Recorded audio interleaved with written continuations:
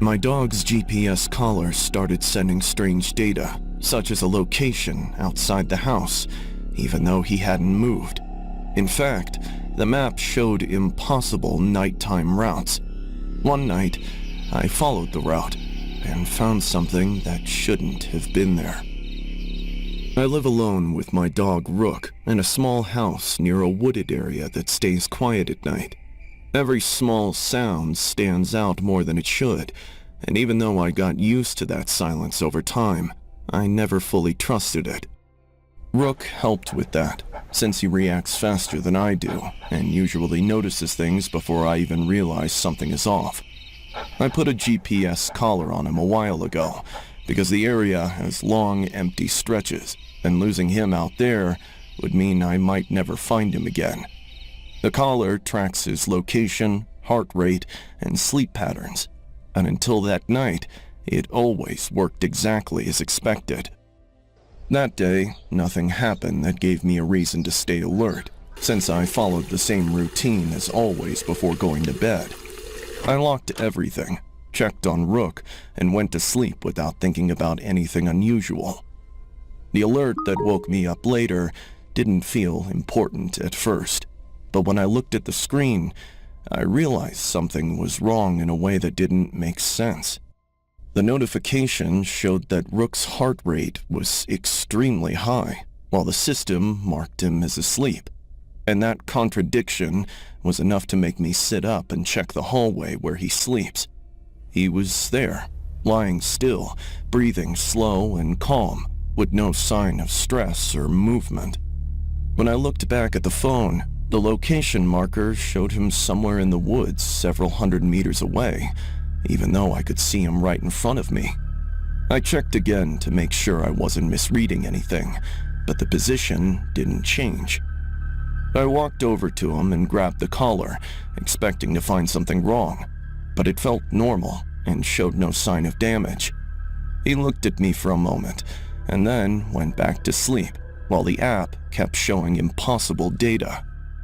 I stayed awake, watching both Rook and the app, and after a few minutes, a movement path started forming on the map, beginning at my house and extending straight into the woods with a speed that didn't match any normal run.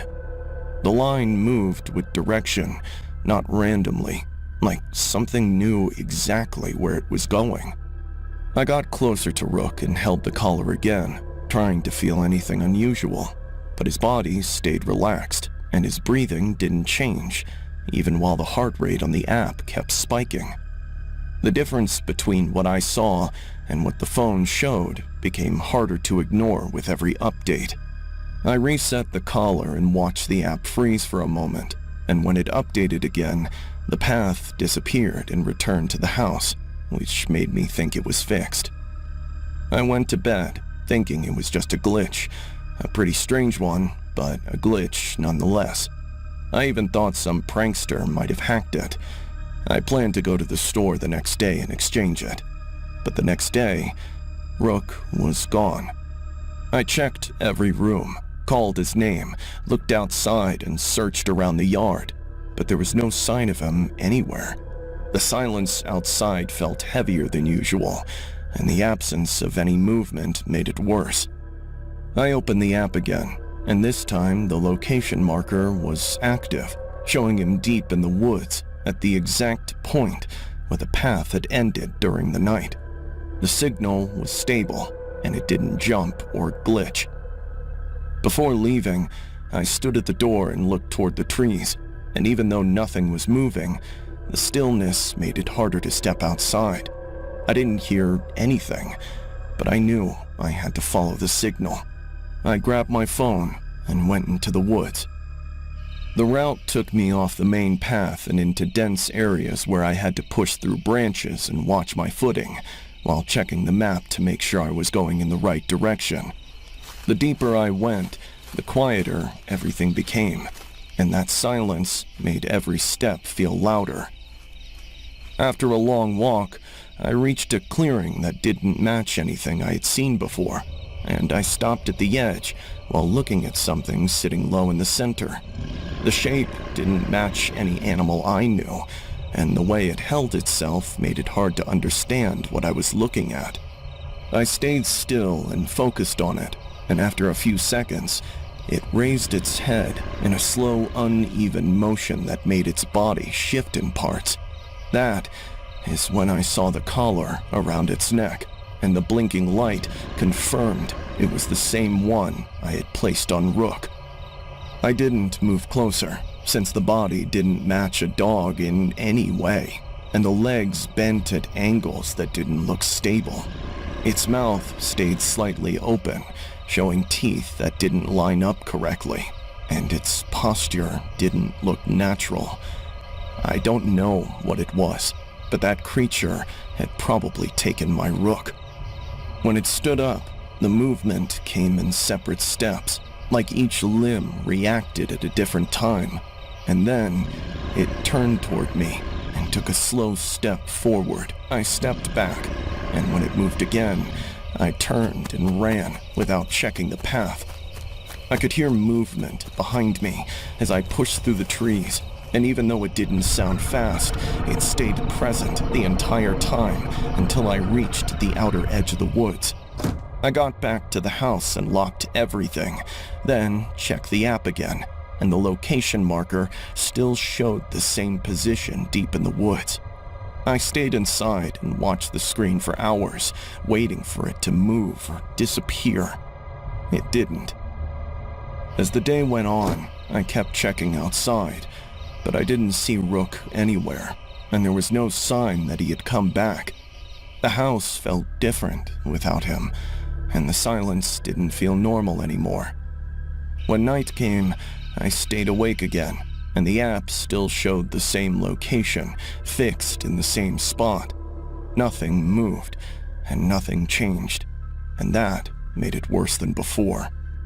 At some point, I stopped checking the app and just sat there, listening to the quiet, waiting for something, anything to happen.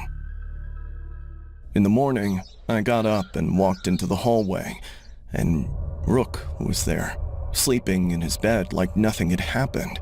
He looked calm, and when he noticed me, he got up and walked over without any sign of stress or injury. I checked his neck, and the collar was there, secured and blinking like it always does. I pulled it off immediately and looked at it, trying to understand how it could be in two places at once.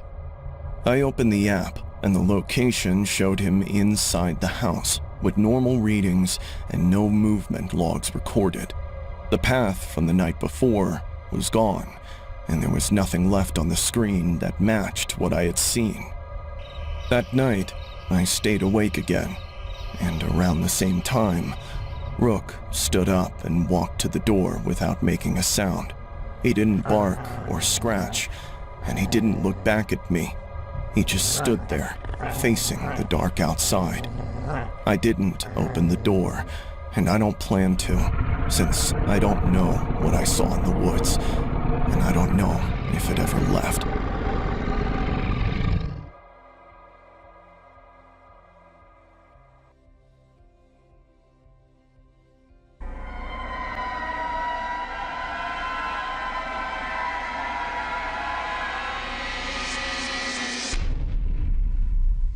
I downloaded the app because it was everywhere, and I wanted something easy that didn't require effort or ideas. I just needed something that worked fast and got reactions. Record, tap, upload, repeat, nothing more. My dog Baxter wasn't trained or special, which actually made everything easier for me. He sat still, barked when he wanted, and didn't react to the phone at all. That made the clips look more believable. The first videos followed the same pattern every time, and people didn't question it. I would record him barking once, and the app would generate something simple and harmless. I didn't even think about it while posting. The account started growing again, and I kept going without stopping. There was no reason to question anything because everything worked the way I expected. The first time something felt wrong, it didn't feel like a big moment. It just didn't match the tone of the other results. I recorded like always and waited for the app to generate the message. Before trying again, I stared at the screen longer than usual because the text took a few extra seconds to appear. That delay made me uncomfortable for no clear reason. I kept holding the phone without moving. When the text showed up, I read it twice because I didn't process it the first time. It wasn't something harmless or generic like before. It was aggressive and direct. The app showed that Baxter was telling me to stop watching him and that he was getting tired of me being near him all the time. I didn't post that clip, and I tried again immediately to get a normal result. The next one was normal, but I couldn't ignore the first one anymore. I told myself it was random and closed the app, but it stayed in my head longer than it should have. The messages kept getting worse, and I couldn't control when it happened. Some were normal, but others were violent in a way that didn't fit the app at all. That inconsistency made everything harder to ignore. I started recording more often, trying to understand what was happening, but nothing made sense. Baxter didn't change his behavior at all, which made everything worse. He acted exactly the same every time. Before pressing the button again, I stayed still for a long time, just watching him, trying to feel in control of the situation. I didn't want to rush it anymore. I needed to see it clearly. He barked once and I tapped the screen. The app translated it as him saying he wanted to tear my skin while I slept and leave me bleeding on the floor. My hands started shaking and I dropped the phone for a second before picking it up again. I felt sick reading that, and I didn't want to look at the screen anymore, but I still did it again later that day. Before trying again, I locked myself in the bathroom and held the phone tight, trying to calm down enough to press the button. I kept thinking about what I had already seen. He barked again when I came out.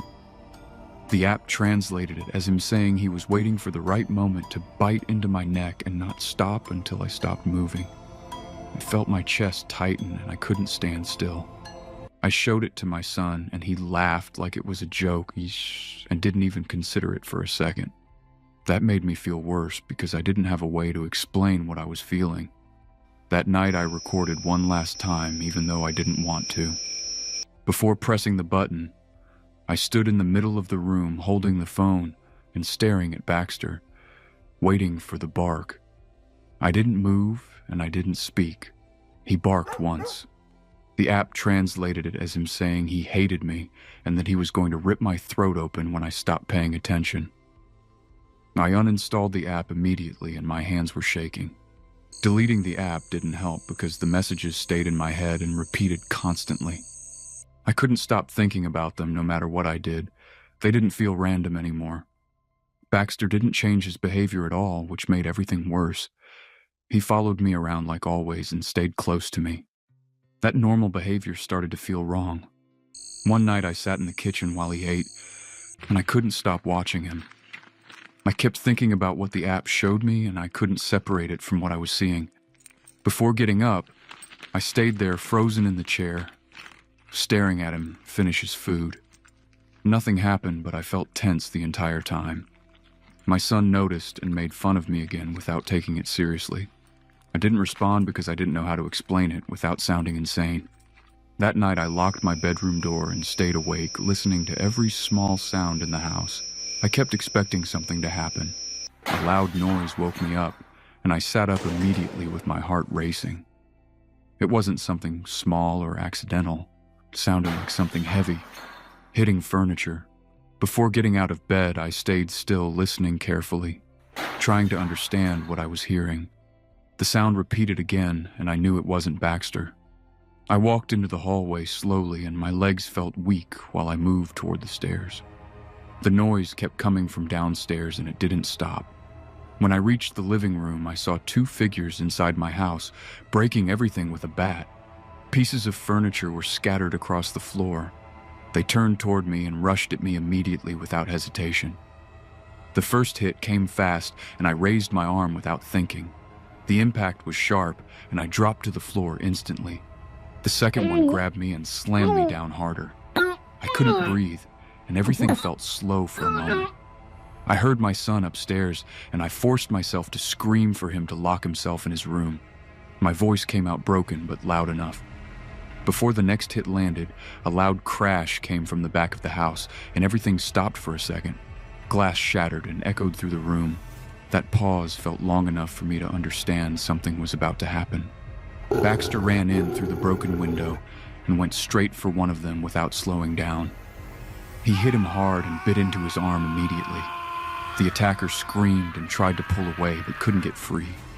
The other one tried to hit Baxter, but I grabbed him and pulled him off balance. My son ran downstairs and hit the second attacker with a chair. That forced him to step back and lose control. The one being bitten panicked and kept trying to escape, but Baxter didn't let go. The second attacker dragged him toward the door.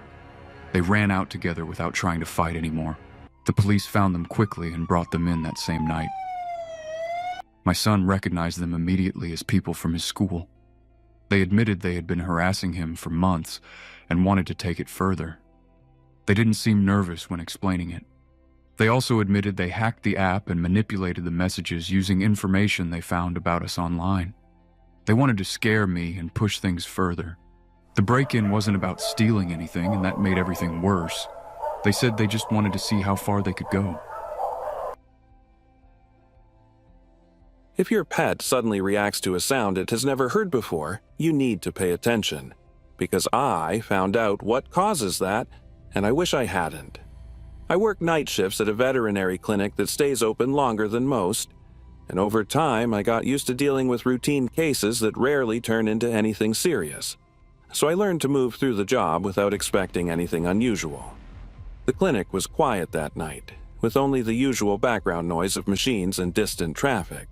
After finishing a simple case, I sat down to complete my notes, but after I clicked a pen near it, I heard a scratching sound from the back area. When I went to check on it, I noticed that it was a dog that nearly broke its teeth trying to escape from a metal cage. I told myself it was nothing unusual. But the moment I saw the animal inside the cage, I realized that the behavior I was about to witness wasn't something I had seen before in a healthy patient. The dog had been admitted earlier, and its file showed no signs of trauma or aggression. So I expected a normal reaction when I approached, but instead it froze completely while staring past me toward the hallway. I opened the cage slowly and reached in to check its vitals, moving my hand the same way I always do. And the moment my wrist reached a certain angle, the dog reacted instantly, throwing itself backward and clawing at the cage with enough force to hurt itself. Later that same night, a small cat came in with different owners and no connection to the dog. And while I was writing notes, I clicked a pen without thinking, and the cat reacted in the exact same way, with the same timing and level of panic. At that point, I stopped treating it like coincidence. I reviewed both cases carefully, and even though they had nothing in common on paper, their reactions were identical in a way that didn't match normal animal behavior, which pushed me to start looking into other cases with similar patterns. Over the next few days, I went through old records and flagged cases where animals showed extreme fear responses without a clear cause. And the more files I checked, the more I noticed that the triggers were always the same, including specific sounds and hand movements that shouldn't have meant anything to them. Before opening each new file, I felt a growing sense of resistance. Even with that, I kept going. Every case led back to the same breeder, even when the animals had been adopted at different times and by different people, and there were no reports of abuse or poor conditions that could explain identical reactions across different species. That consistency made the situation harder to dismiss.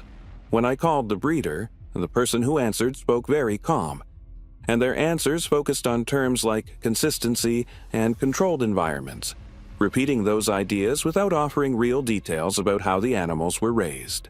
That conversation didn't give me answers, but it confirmed that something wasn't normal.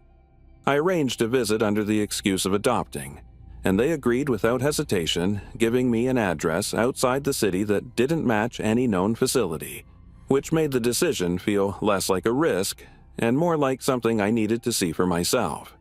The building didn't look like a typical breeding place, since there were no outdoor areas or signs of activity, and the silence around it stood out more than anything else, making the whole place feel controlled rather than natural.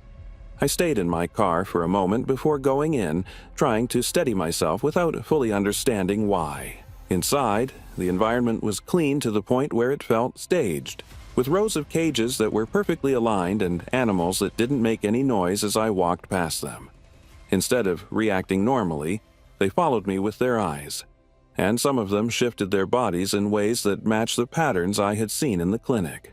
Before entering a section with younger animals, I slowed down without deciding to, and when one of the puppies suddenly flinched hard as if something had hit it, even though nothing had happened, I turned to the man guiding me and asked what caused that reaction. Adjustment phase. He didn't stop walking or change his tone, and that lack of concern made the explanation feel worse than if he had tried to justify it, since it suggested that this kind of behavior was expected and repeated. As we moved through the facility, I noticed that everything was organized around control, from the layout of the cages to the way the animals responded to specific movements, and that detail stayed with me when he left me alone near a door marked private. I stood in front of the door for a moment, listening to a low mechanical sound coming from inside, and even though I knew I shouldn't open it, I couldn't ignore everything I had already seen, so I pushed it open and stepped inside. The room was colder than the rest of the building, and it was filled with equipment that didn't belong in a breeding facility, including recording systems, restraint setups, and screens displaying behavioral data. On a table nearby, I found files that documented reactions to specific stimuli, with detailed logs showing how many times each response had been repeated, and the patterns matched exactly what I had seen in the clinic. The more I read, the clearer it became that these animals were not being raised in a normal way.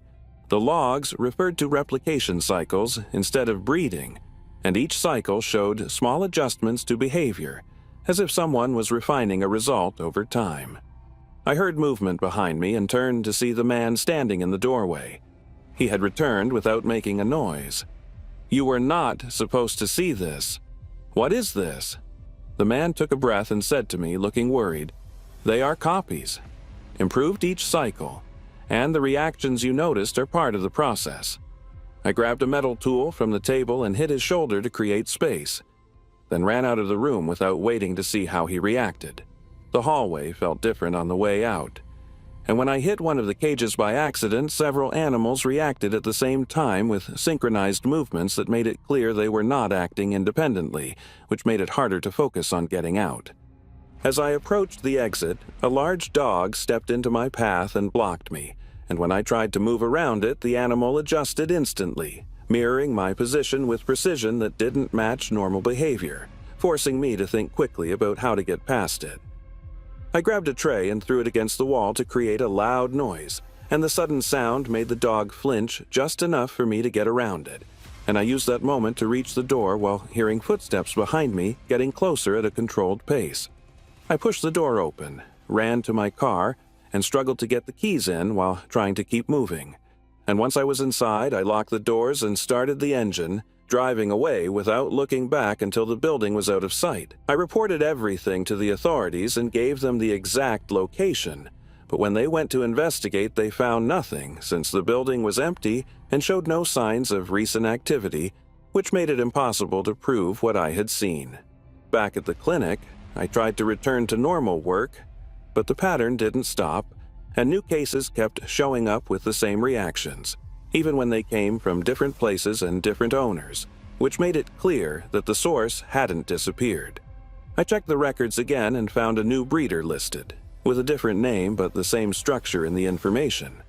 And at that point, I understood that the operation was still active, just under a different identity, which meant the problem was still spreading.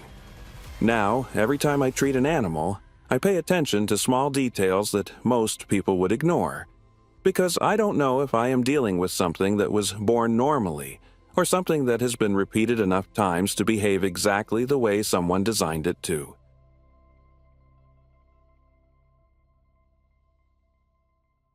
I've had pets since I was a child. Many of them were raised with me, others were rescued later. I learned a lot about dogs and cats, but if there's one thing I could never learn to handle, it's when they die. Krog, our companion for almost 7 years, died a few months ago. The void he left in the house was immense. We were never interested in having children, so Krog took up that space in our lives. Jenna, my girlfriend, and I spent our days in silence, every corner of the house reminding us of him. Jenna was the one who first suggested the idea of adopting another dog. Don't look at it as a replacement for Krog. Look at it as giving another dog a chance to have another home. I wasn't sure if I wanted another dog so soon, but I admit those words were what broke me. We ended up adopting a puppy from the shelter. He was a small Labrador cross, quiet and a bit reserved for being so young. We named him Rollo. He was the complete opposite of Krog, who had been a gale of energy, always running all over the house. Rollo, on the other hand, seemed content to sleep most of the time and nibble on his toys from time to time. He seemed perfect for what we needed at the time, some calm and peace. The first few weeks with Rollo went exactly as we expected. He adapted quickly to his new home and was hardly any trouble. He slept in the dining room on a small bed, always quiet. Jenna and I were starting to feel a little bit better. The house didn't feel so empty with him there. But one night as we were lying down, we heard something strange. It was coming from the dining room, where Rollo was sleeping. A noise that sounded like something was moving back and forth. Jenna turned to me in bed and whispered, "Did you hear that?" "Yes. Wait for me here." "Be careful. Yell if you need help or anything." "No problem. I'm sure it's just Rollo." When I got to the dining room, I found Rollo running from one side of the room to the other, completely out of control. As soon as he saw me, he seemed to calm down, but he still looked excited. Not scared, but amused. It was strange behavior, especially coming from a dog that had always been so calm. I tried to reassure him, but he wouldn't listen. Jenna arrived soon after, and we both watched in silence, not knowing what to do. Finally, I managed to lift Rollo into my arms, and he slowly began to calm down. Jenna was still half asleep and asked me what I thought had happened. I didn't know what to answer. It was weird, but I thought maybe I had a bad dream or that I heard something outside. However, in the days that followed, Rollo's behavior began to repeat itself. Every night, around the same time, he would start running around the house like crazy. During the day, he was his usual calm puppy self, but when night fell, something changed. Jenna became concerned. We suggested taking him to the vet, but other than his strange nighttime behavior, he didn't seem to have any other symptoms. He ate well and slept well, until nightfall. Then one night, the noises began to intensify. It was no longer just Rollo's footsteps running. We heard banging, loud banging, coming from the dining room. We got up to see what was going on and found the puppy, panting, staring at us as if he knew something we didn't. But there was no sign of what had happened, no clue as to what had caused the banging. Everything in the house was in its place. The situation got worse. Now, every night, the banging and the noises were getting more violent. Something was happening in our house. If it had been Krog, we could justify those noises as him playing and throwing chairs. But this dog was very small. There was no way he could do this unless he had enormous strength that we didn't know about. One night, while trying to sleep, I heard what sounded like footsteps. They weren't Rollo's, they were heavier, like someone walking through the dining room. I got up and, again, found nothing. But one night the knocking became even louder, and they were no longer just noises. This wasn't Rollo. Someone was in the house. We heard a crash as if some glass had broken. Jenna screamed from the bedroom, and we both ran into the dining room, thinking the puppy had something to do with it. The first thing we saw was Rollo barking like crazy, looking up at a window that was broken. The glass covered the floor, and there, in the middle of the dining room, there were 4 people There were 2 men and 2 women, all young, maybe teenagers. They were standing there, wearing white, smiling masks. Each carried a knife, and they didn't say a word. They just started laughing, a high-pitched, mocking sound that sent a chill down my spine. Before I could react, one of the boys hit me in the face. I fell to the ground, feeling the taste of blood in my mouth. I was trying to pull myself together. I watched as another one of the guys grabbed Jenna by the arm and threw her to the ground. They started kicking her, laughing all the while as if it was a game to them. I got up, but before I could get close, another one of the guys put a knife to Jenna's neck and looked at me. If you move, I'll kill her. I was paralyzed. I knew I couldn't do anything, not without risking Jenna's life. The 4 teenagers just looked at us, enjoying the terror on our faces. We're going to rip out all your teeth. And then we'll make you watch as we kill your girlfriend. The last thing you'll see is her dead body. If this kept up, the teenagers would keep their promise. Even if this got me killed, I had to act. I lunged at one of the boys, the one who was kicking Jenna, and threw him to the ground. I grabbed him by the neck and started squeezing with all my strength. The boy was struggling to get free, but I wasn't about to let go. If I kept squeezing him, I would surely kill him. If only he would faint. Let go, or she dies. Now! I stopped, letting go of the boy I had been strangling. He slowly stood up, a smile on his face. That was a big mistake. He walked over to Rollo, who was still shivering in the corner of the room, and grabbed him by the collar. They really deserve a punishment. Yeah, you're right, honey. I think this puppy is going to pay for what you did. Without thinking, the man picked up the dog and carried him to the center of the room. After that, he put his big boot on his head and stared at me, implying that he was going to crush him. He was going to do it. There was nothing we could do about it. But before he could, the boy screamed in pain.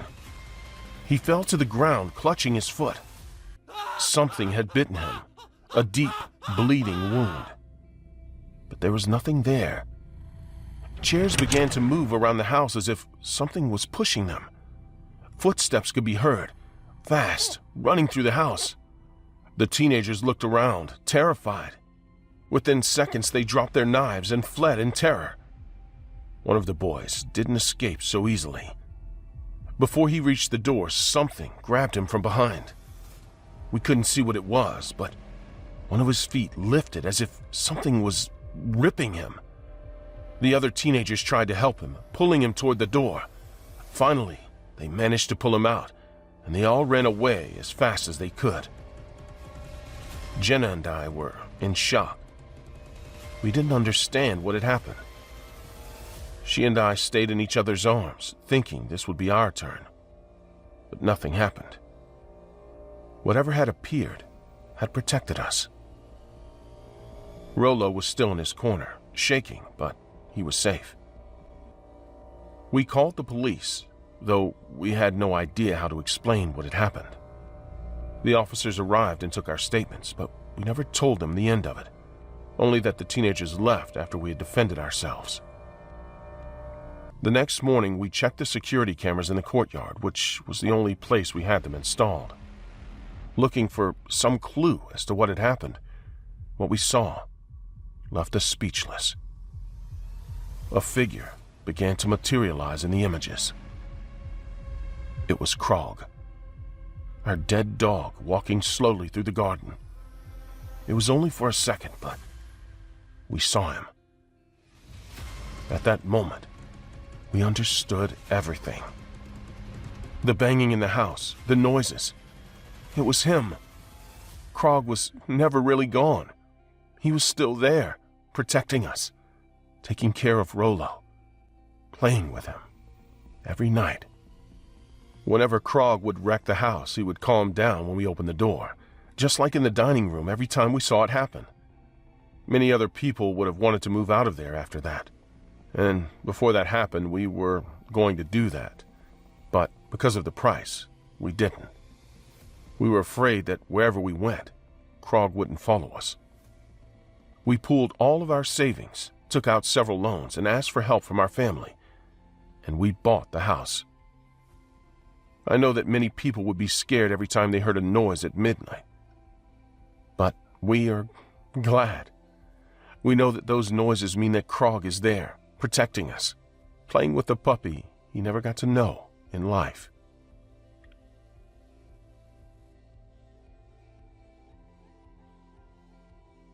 My name is Andreas, and I am 55 years old. A few months ago, I separated from Yamina, who was my girlfriend for almost 7 years. We ended on good terms, or so it seemed. It was one of those breakups where you just realize that things don't work anymore. We talked it over, she left, and I stayed in this apartment alone. I've always been a quiet person. Working as a web developer keeps me busy, but when I get home, I like to disconnect. My only social interaction outside of work is the 2 stray dogs that are always hanging out near the square. I've fed them several times, and although they are unowned, they seem to be like neighborhood dogs. No one bothers them, and I always see them when I walk by the plaza on my way home from work. Sometimes they come up and I greet them, give them some food, and they go on their way. It all started after the separation. First, it was a couple of times that I noticed some people watching me on my way home from work. I didn't think they were going to get me in trouble. Maybe it was my paranoia or just a coincidence, but as the days went by, the same faces kept appearing, always looking at me, always in the same corner, as if they were waiting for something. They didn't say anything, they just looked at me. I could never quite see their faces, at least one of the 2 of them. I let it go, but then I started getting strange messages on my social networks. Someone was telling me that they knew where I lived, that they had my schedule under control, that I wasn't going to be alone for long. I thought they were just practical jokes, but those jokes didn't stop. I told myself that these people were not related to those who were watching me, but the coincidence was too much. One afternoon, I came home from work as usual, walking through the square with my headphones on, trying to ignore the stares that I was now sure were not coincidences. In the distance, I saw 2 guys on a motorcycle, one taller than the other, with a straight face and a strange attitude. It was not only their presence that unsettled me, but the way they were watching me. It was no longer a coincidence. They knew exactly who I was. I quickened my pace with the feeling that they did too. However, the biker never got any closer. They kept their distance as if waiting for the right moment. That was the straw that broke the camel's back. I went to the police station the next day, took the messages, and told everything that was happening to me. But the response was disappointing. They told me that as long as there was no direct threat, they couldn't do anything. In other words, as long as those guys didn't do anything, I was on my own. From that day on, I saw them more often. The men on the motorcycle are always at a distance, but present. Every time I left the house, I felt watched and harassed without having any idea why. The day it all happened was a national holiday, and as a freelance developer, many times I could stay at home, but other times I had to go out no matter what date it was. That day, there was no one on the street. The neighborhood looked like a desert, something quite rare where I lived. I thought that with fewer people around, those guys on the motorcycle wouldn't show up. I was wrong. As I crossed the square, I heard them before I saw them, and before I could react, they were on top of me. This time, they didn't stay at a distance. The taller one got off the bike and hit me in the face without warning. I fell to the ground, dazed, feeling the metallic taste of blood in my mouth. Confused and in pain, I could hear the sadistic laughter of my attacker. He had not attacked me simply to rob me. I recognized that sadistic and unnecessarily cruel laugh. That was my ex's brother. In all the time I had been with her, I had only seen him 2 or 3 times. They had a very bad relationship. Clearly, the man was not attacking me because she had told him. No, he had different motives. The man always hated me from the first time he saw me. Just because I had some money, he always thought I underestimated him and that I was a rich kid. That the moment I stopped being his sister's boyfriend, he would give me a lesson in humility. The other guy, shorter, was still on the bike watching, laughing. I knew that if I didn't do something fast, this wasn't going to end well for me. They were waiting for more than just hitting me. I felt the weight of despair take hold of me. I always knew you were trash. It was obvious that my sister would realize it too. Do you know how much I wanted to do this? Do you know how many fights I had with my family over this? By now, you're not off limits anymore, are you? I tried to speak, but the pain in my body prevented me from doing so. The guy wouldn't stop hitting me. My mind was racing. What had I done to him? Had I looked at him wrong? Had I worn clothes he didn't like? I'm not just here to kill you. I also want your money and your house. But first, it will be your life. He said this with a macabre smile, taking something out of his pocket. It glittered. A gun. Pure fear came over me at that moment. I wasn't going to get out of this alive if I didn't do something. The bike moved a little, as if they were getting ready to leave after they were done with me. I knew this was the moment. I had to act. I had to do something, anything to get out of this situation. I reached for something with my hand, anything that could serve as a defense. At that moment, I managed to grab a handful of dirt and dust from the floor of the square. Without thinking twice, I threw it straight in his face. His scream of surprise and pain gave me the moment of distraction I needed. I got up as best I could and started running, ignoring the pain in every part of my body. The two guys didn't take long to react. The man jumped on the bike and the driver accelerated behind me. But I was already halfway to my building. Every step was torture, but the fear was stronger than the pain. I knew that if I got home, maybe I could lock myself in. Maybe I could call for help. But they weren't going to let me get away that easy. I turned a corner, and just before I got to my block, I felt the engine approaching again. The guy had gotten off the bike and was now running toward me with the gun in hand. I had no time to think. As I was about to be cornered, something unexpected happened. The two stray dogs, the same ones I always fed, appeared out of nowhere and pounced on the guy with the gun. Barking filled the air as the dogs attacked him mercilessly. The guy screamed and tried to defend himself, but the dogs wouldn't let him. The other one, the one driving the motorcycle, tried to approach to help him, but stopped when he saw the scene. It was clear that he was not expecting it. The man threatened to attack one of the dogs, but he seemed panicked. He was terrified of dogs. Furious, the man ran to the motorcycle, and the other man sped off. Days after the attack, the police informed me that the two men were in custody and would face serious charges. Yamina didn't know anything about them, but she always knew that her brother hated me. She just didn't want to tell me as so not to scare me. The motives? You could say none. He was always an obsessive and violent man. A thief, and although he never admitted it, a murderer. The dogs, my saviors, I saw them the next day. They were in the neighborhood as usual, quiet. I approached them and fed them as I used to do. That day it was quite cold and I decided to take them to my house. One thing led to another, and I ended up adopting them.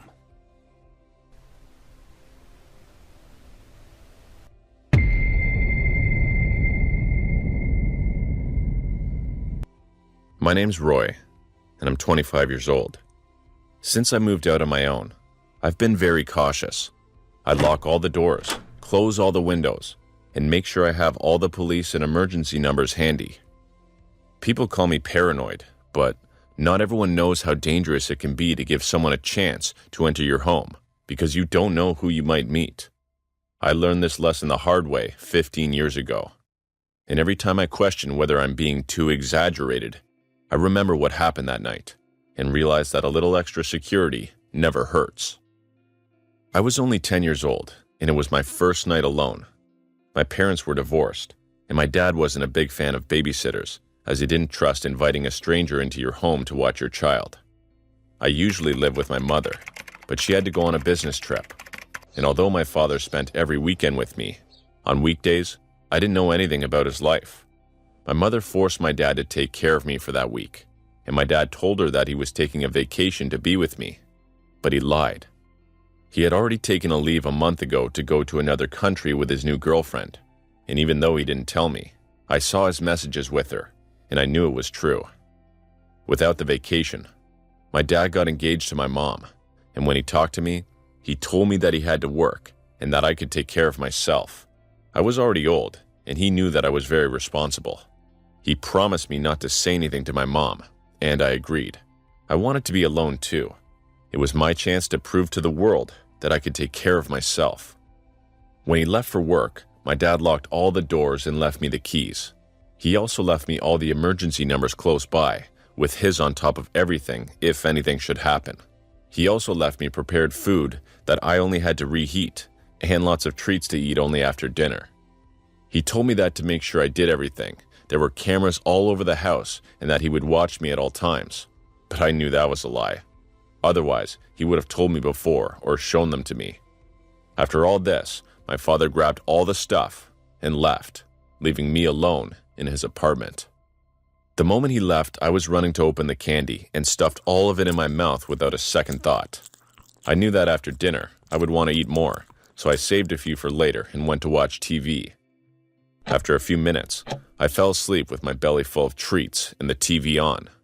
I was dreaming about my pets at my mom's house until suddenly, a loud noise woke me up. The doorbell was ringing incessantly, as if someone who knew the place wasn't empty had been ringing for a while. I was terrified that I hadn't slept all day, and the doorbell ringer was my angry dad. But when I saw the time, I realized that it would still be a long time before he arrived. I put on my flip-flops and approached the door. On the other side was a woman. She looked familiar, but I couldn't try to remember who she was.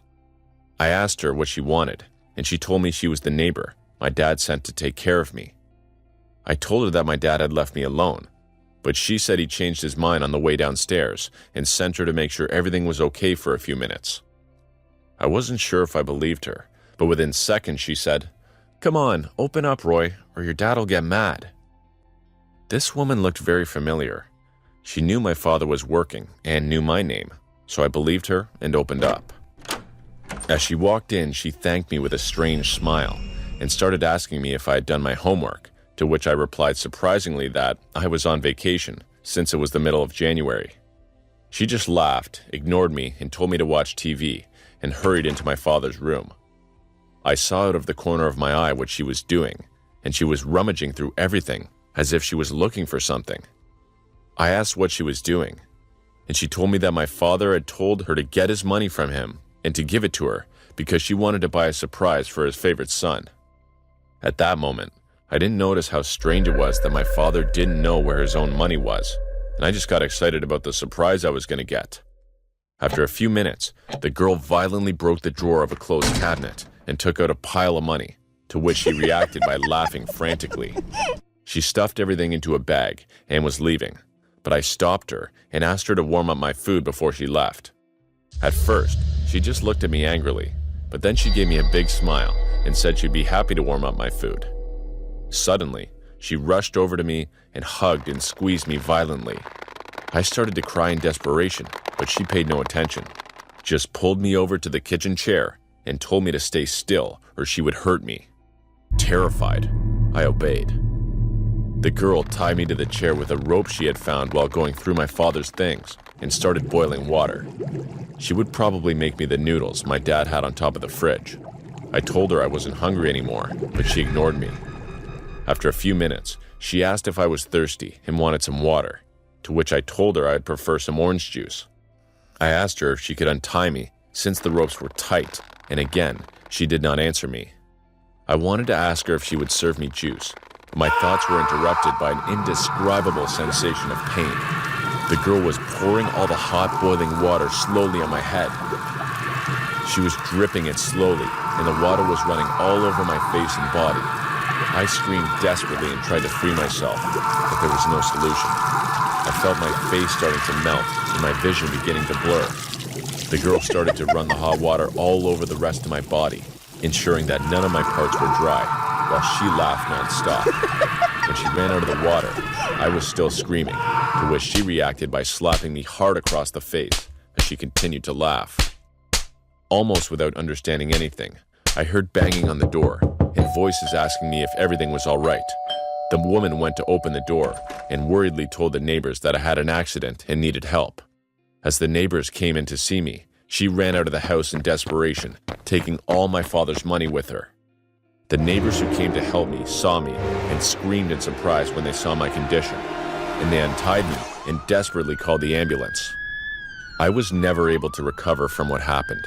I received permanent wounds and marks all over my body and could not leave the hospital for a long time. Eventually, I found out that that woman was my dad's ex-girlfriend, with whom he had gone on a vacation a month before, but they had a very violent fight. The girl looked familiar to me because some of the pictures I saw of her when I was checking my father's cell phone. And I also remembered how I had seen them arguing loudly in chat rooms, and she constantly threatened to hurt me, but my father never took her seriously.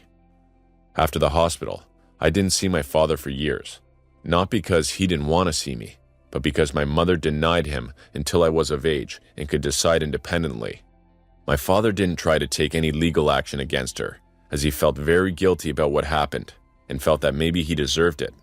Today, my relationship with him has improved a little, but I never go into his apartment again because every time I see him from a distance, the marks that are permanently left on my skin start to burn again.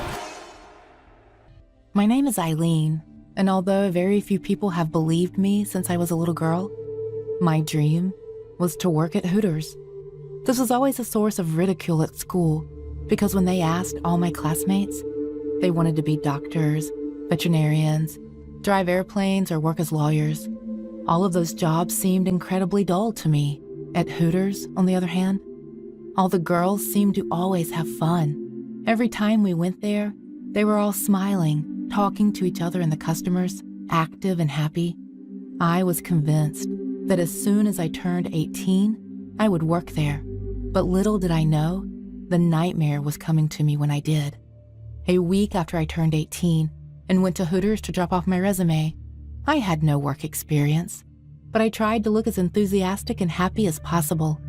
The manager seemed like a nice guy, treated me very well, and told me how Hooters was first a family and then a job. After the interview, he said that he would call me during the day after evaluating the other candidates. But when he saw me nervous, he winked at me and told me to stay calm and that the job was mine.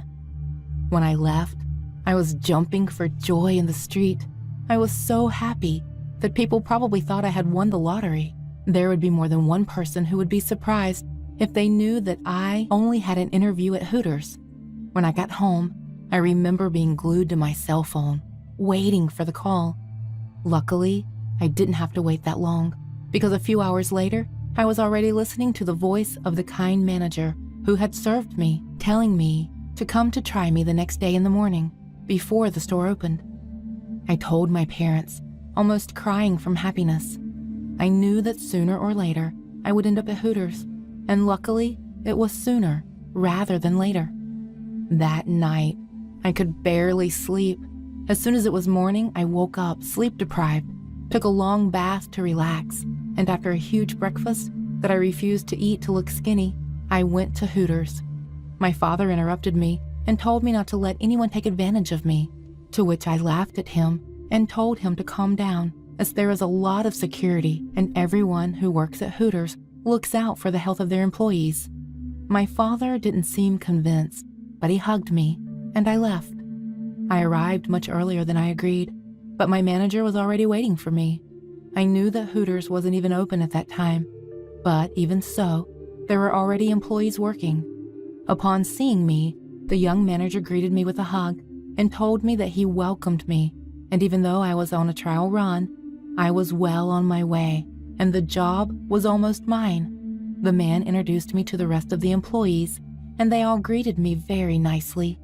The girls had that happiness and friendliness that I saw so much when I was a kid, so I tried to be as much like them as possible. After that, my manager left me with an employee who greeted me and told me that she was the one who had been there the longest. She showed me how to treat customers and all the strategies at Hooters to keep them ordering. At first, I was a little uncomfortable, but I was already 18 years old. I was aware of what Hooters was all about, and I went to work there willingly, knowing what I was going to find. After a few hours of training, the girl told me I was ready to serve some customers, so my manager sent me to my first table. The man was middle-aged and was with his friends, also his age. I went over to take his order, and the man spoke for everyone ordering a burger, fries, and beer. I admit that this man did not make me feel as good as I expected. I could feel him looking at me constantly, and I even received some sexual comments from him. But I put up with it and never wiped the smile off my face.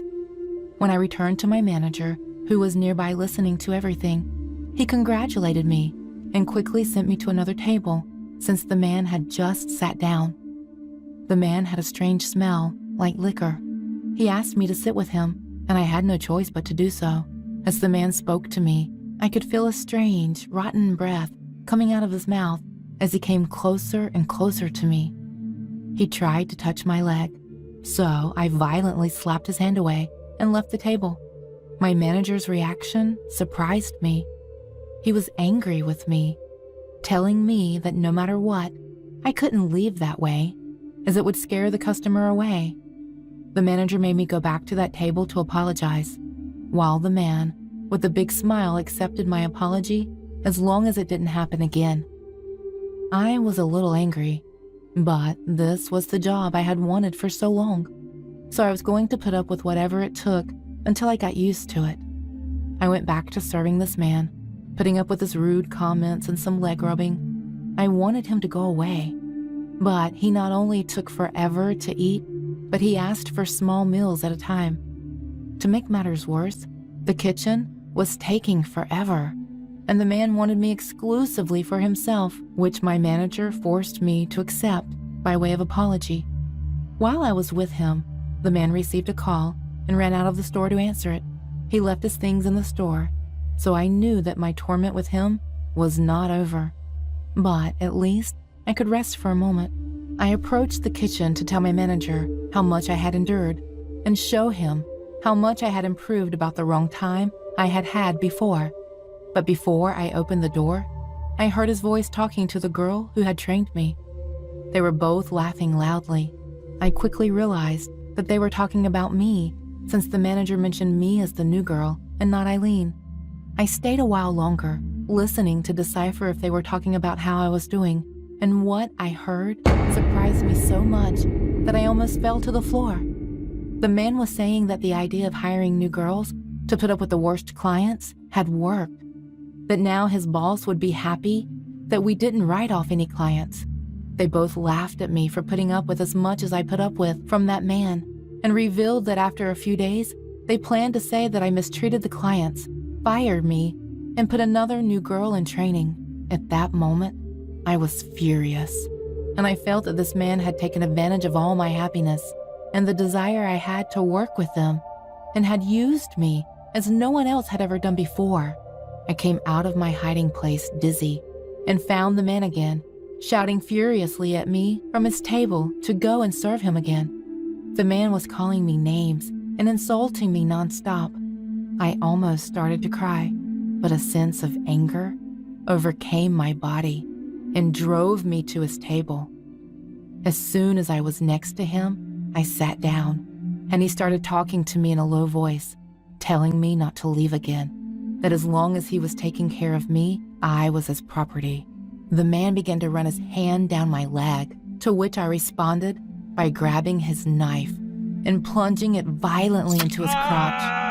Blood spurted out, and the man stopped and began to run desperately around the room, clutching himself until he bumped into a table and fell. His desperate screams made my manager come out and ask what was going on. When I saw him, my first impulse was to throw the knife at him, but I missed, and it went inches from his throat. Still furious, I yelled at him to quit and left the premises. No one tried to stop me. People just approached the wounded man while my manager just froze and watched me go. A few minutes later, the police showed up at my house and took me away. I accepted and left without resistance. Luckily, the man survived my attack, and although he pressed charges, my parents had outstanding lawyers, and I spent very little time in prison. Shortly after that, I found out that the store had closed because of what had happened. When I got out of jail, I decided to go to medical school, and I also vowed never to set foot in a Hooters again. Everybody goes through tough breakups. It's inevitable and a necessary part of growing up. This is something my father always told me. as he offered consolation during my many heartbreaks in my adolescence. But remember, each heartbreak will draw you closer to the one, he'd say, emphasizing the last two words. I lived by these words, finding optimism in heartache and keeping my head high despite emotional despair. Eventually, after years of viewing broken relationships through rose-colored glasses, I met Stacy. For a few years in my 20s, I truly believed Stacy was the one. We met in college, dated for years, and fell in love. She checked all of the boxes. She was sweet, smart, kind, and most importantly, she loved me. But ultimately, it ended, though not like any of my previous relationships. Everything began to unravel 5 weeks ago. Emotionally, Stacy and I had been navigating rough waters. We both felt that the other had changed into an unrecognizable shell of their former self. We couldn't communicate, and our relationship deteriorated. I decided to call it. We aren't working out, I said to her one Saturday afternoon while sitting in a booth at our local diner. Her eyes stared down at the table, glassy with tears. I think we should end things now, while we're still on civil terms, rather than postpone it and hate each other. She continued to stare down for a few minutes. The tension in the booth grew. She finally looked up. 3 years, Johnny? She said in a whisper. I've given you 3 years for this? She gestures at the restaurant around us. To end it in a fucking diner? I'm sorry, I said. I don't know what else to say. I got out of the booth and dropped a $20 bill on the table. Still looking down, she whispered, You will be. What? I asked sharply. What the fuck is that supposed to mean? She looked up, gave me a weak smile, gathered her things, and headed for the door. It's nothing, she said. I'll just need some time. But as is always the case, things didn't break smoothly. For the next few weeks, Stacy made unexpected appearances throughout my daily routines. During a stop at the supermarket, I spotted her familiar face 3 aisles away, staring at me through dark sunglasses. Eating dinner with my coworkers, I noticed her sitting at the bar, glancing over to my table every few seconds.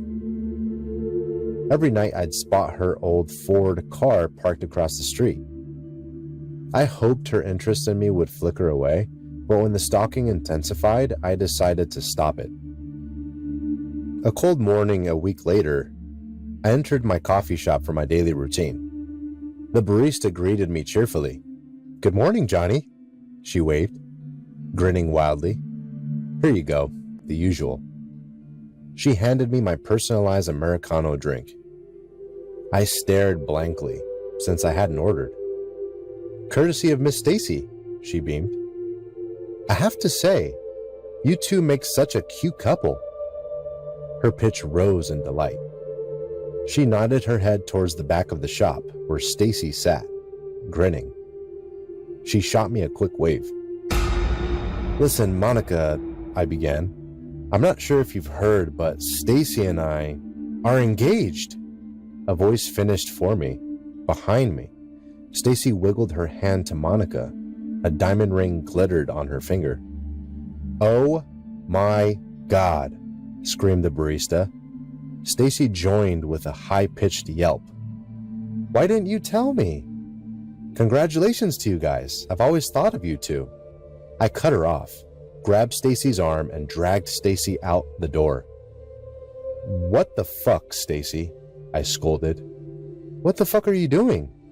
I know you didn't want to break up, but this? This? What the fuck? Stacy began to weep loudly. Eyes glared at me suspiciously.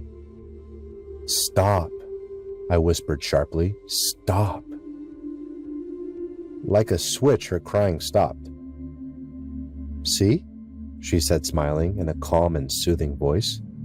See what I can do? Everyone will always believe the girl. I stared blankly, disbelieving. Let me put it in simple terms. She began in the same eerie voice. You are not breaking up with me. Got it? If you do, let's say there will be a lot of trouble for you. She winked. You're fucking crazy, I said in a hoarse voice. Maybe, she shrugged indifferently. But you're stuck with me, so don't suggest being apart again. Got it? She planted a kiss on my unmoving cheek and strolled down the street. See you, babe, she winked at me over her shoulder. That night, I sent Stacy a series of harsh texts, demanding she leaves alone. I told her we were over. I told her I didn't want to see her. And I ended with a threat. If she didn't stop her stalking, I would file a restraining order. I didn't see Stacy for a week and a half.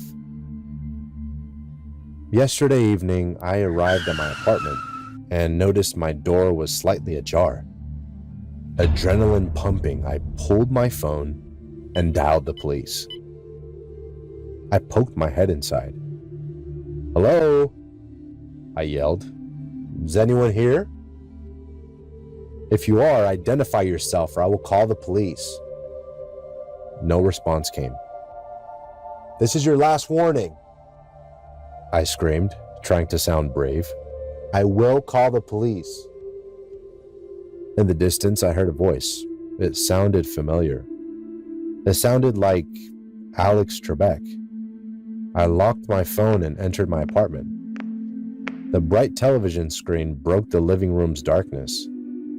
What phenomenon occurs? Alex began. Often referred to as the Northern Lights. On the couch, Stacy sat with a bowl of popcorn on her lap. Aurora Borealis, she chirped through a full mouth. I stood at the entrance to my living room, staring, immobilized with fear. My keys dropped, causing a loud clang. Stacy's head turned. Hey, babe, glad you're home. I know, she began apologetically. I know you always want me to wait for you to watch our Jeopardy reruns, but I couldn't wait. Come join me. I continued to stand and stare. A mix of horror and anger filled me. Stacy, I whispered, how did you get in here? Oh, I've had copies of your keys for years, she said joyously. I just never used them until today. I got copies of your car keys, work keys, and a pair that I believe opens your parents' house. I thought you knew. I lost it. Filled with fury, I screamed at her louder and harsher than I have ever screamed at anyone in my life. I told her I hated her. I didn't want her anywhere near me. I told her I would be filing a restraining order. And I pulled out my phone to call the police. I charged her with breaking. Now get the fuck out before they arrest you, I ended softly, panting in anger. She clicked the TV off. She turned to face me. Call them, she said calmly. I told you, they always believe the girl. She smiled. I began threatening her again, but she interrupted me and got up calmly. Look, she began. I get it. I do. You've made yourself very clear. I didn't want it to come to this, but you didn't give me any choice. She picked up her purse, rustled its contents, and pulled something out. In her hand was a small pistol. She raised it slowly. I told you, they always believe the girl, she began. Stacy, wait! I bellowed. Wait, we can talk about... But the bang cut me off. I fell to the ground, hands over my head, lying fetal. But the pain never came, only a soft ringing in my ears. I opened my eyes and lying in front of me was Stacy. Where her left eye used to be was a bullet-sized gaping hole. A mixture of blood, pus, and brains oozed pus in the hole. I stared in, panting loudly, noticing her brain twitch softly for the last time. Blood dripped from her nose. Her left hand index finger flickered slightly as her life left her. The police arrived after my neighbor reported the gunshot. I was brought into the station where I detailed everything that had transpired the weeks before. However, everything went out the window when a detective came into the room, reporting the contents of Stacy's letter. Before leaving my apartment, Stacy left a handwritten note in her bedroom. It accused me of beating her, abusing her, and threatening to keep quiet about everything. She wrote that she was terrified that I would kill her in my rage, and she mentioned I kept firearms in my apartment. She ended her note by stating that if anyone found her note, it was probably too late. I had killed her already. I was placed under arrest and in a holding cell for the night. I am writing this hoping that someone believes me and sees what actually happened. But I'm afraid Stacy was right. They'll always believe the girl. What happened to me yesterday was the most horrifying experience I faced. I, as a person, who some people may consider as a workaholic, worked in 2 different jobs. I worked as a recruiter during the day and as a waitress at night. Due to the COVID-19 pandemic, I spent more time at my house as I was working remotely as a recruiter. The second job I have mentioned was a part-time job, so I was able to work and have some time to spare for myself.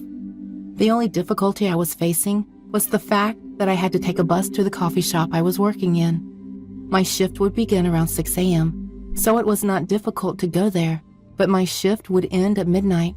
Thus, I would have to rush to the bus stop to return to my house. Even though I hated rushing to catch a bus, I liked my job. And I liked the fact that I would be outside even though it was midnight. Enjoying the chilling breeze of the night every night was therapeutic. Yesterday was just like the other days. I worked full-time as a recruiter at my house and went out when I finished my work. The coffee shop was not really crowded, and I spent most of the time chatting with my colleagues. As my shift ended, I quickly went to the bus stop. The bus stop was on a road that few cars or people would pass by. It could hardly be called a bus stop, as it was just an area with a bench and a sign. The metal bench was rusty, and the movement had graffiti on it. Considering that this bus stop was in an isolated location where only a few would wait, I could understand the dirtiness of it. I checked the time and realized that I had run faster than usual, as I was there 5 minutes earlier than I usually am. As I started to wait for the bus to arrive, I saw a shadowy figure walking towards the bus stop. When he passed under the flickering streetlight, I was able to take a good look at him. He had his hoodie on, and his hands were in his pockets. He seemed young. He had a slight humpback, and he was strolling. I began to feel goosebumps as he approached the bus stop.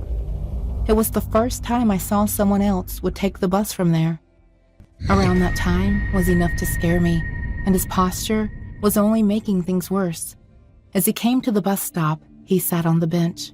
I walked a little bit further to avoid being too close to him. Another minute passed. He began to whistle, this unnerving melody. He whistled the same melody over and over again. After whistling for a minute, he stopped. At first, I was relieved that he had stopped, but the silence started to bother me. I felt like it was the silence before the storm. After several seconds of torturous silence, the man got up. He stood there, still his hands in his pockets, opened his mouth, and started to let out a mournful wail. He looked at me as he made this sound, slowly lifting his hands and pointing toward me. I was petrified. A drop of cold sweat fell from my forehead to the ground. He raised his other arm towards me and started to speak. "The bus will not arrive." His low voice sent shivers down my spine. I was so scared that I could not move a single muscle. He started to approach slowly. The way he walked resembled a zombie. As he came right next to me, he began to observe me. Without touching me, he started to smell me. I can still remember the high-pitched, inhaling sound he made as he continued to smell me. "You are one of us now," he whispered, while I could do nothing but experience that terrorizing moment as he held my shoulders. Very quickly, my survival instincts kicked in, and I could move my muscles again. I pushed him as hard as I could. From the impact, he lost his balance and fell to the ground. Still making the horrible wailing sound, he grabbed my ankle. I panicked and kicked his head. My reaction made him angry as he tightened his grip. His fingernails stabbed my ankles as his grip got more forceful. I kicked for several times until he let go. He lay on the ground, holding his head while crying. "You betrayed us," he said with a disappointed voice. I heard the sound of the bus coming closer, and I turned around to see if it was coming. I could not have been much happier to catch a bus quickly, coming closer. "We shall see each other again," the man whispered. I turned around to see him, but when I turned around, I could not see anyone. The bus stopped before me, and with a calming whistling sound, its doors were open. As soon as I got on the bus, I started to speak with the driver and tell him what had happened. I could see the horror in his eyes as he said, "You have seen the night whisperer. People that live here hear the wailing sound of this creature, and some believe that it was coming from a ghost. It became an urban legend around here. So you are saying that the night whisperer was a man in a dark hoodie? I do not believe he was a man, dear. I think you have encountered a spirit." Obviously, I did not believe him, but I was still shocked by the recent incident. My body did not stop shaking for a couple of minutes. The driver tried his best to comfort me, and realizing that there were no other passengers on the bus, he offered to take me to a police station. I thanked him and accepted his offer. When I got off the bus, I rushed into the station. Officers saw me and, realizing my frightened state, directed their attention to me. They listened as I told them about the night whisperer, including the folktales the driver told me.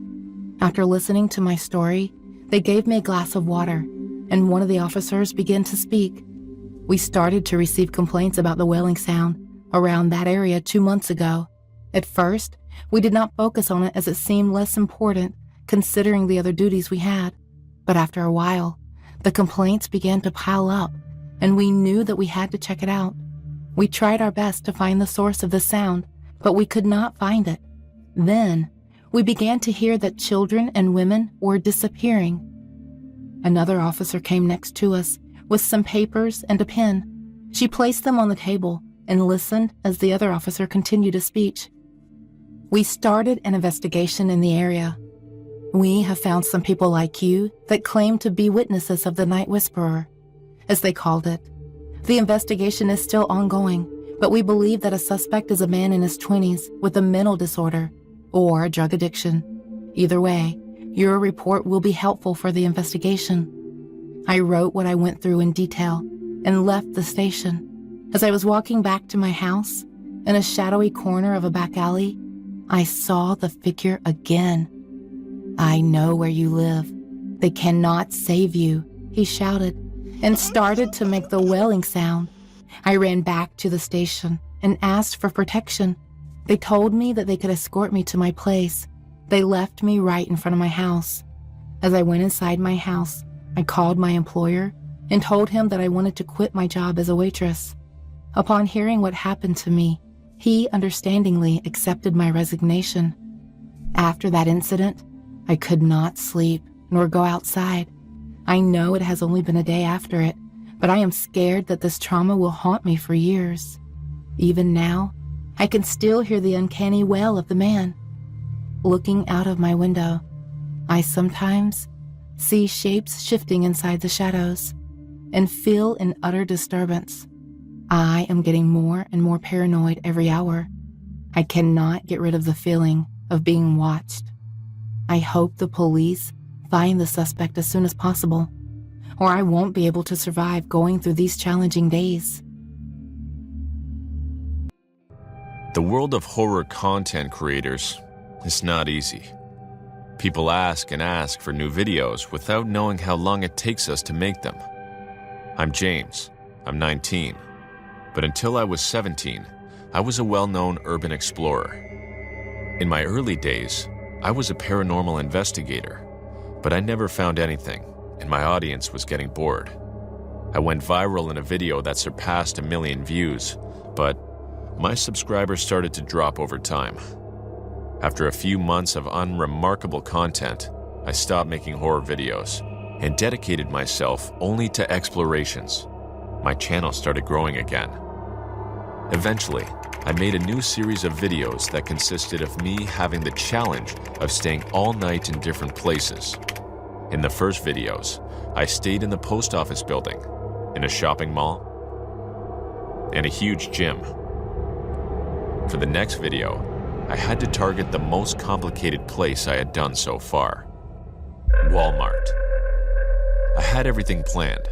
I was going to hide behind some cushions at closing time. I had a backpack with water and food. I didn't plan to steal. Since there were cameras and they could expose me if they caught me, in the worst case scenario, I preferred to keep it all as a teenage prank. Come nightfall, everything went as expected. The guards seemed to look around the place without much interest, more focused on going home than finding someone hiding. I decided to let the time pass by sleeping, setting my cell phone alarm to ring a few hours later. In the early morning, I was awakened by the sound of my cell phone, and I pulled back the pillows. I looked around and confirmed that my plan had been a success. I was alone. I started to investigate the Walmart. I entertained myself in the games section and even watched the TVs for a while, documenting everything that was going on. At first, I thought this was going to be a complicated video to make, but it turned out to be the easiest one I had made so far. I was having a lot of fun exploring the place. But it all ended when I peeked into the food section and realized one thing: I wasn't alone. At first, I thought a guard had stayed longer without me knowing, but that person was dressed differently.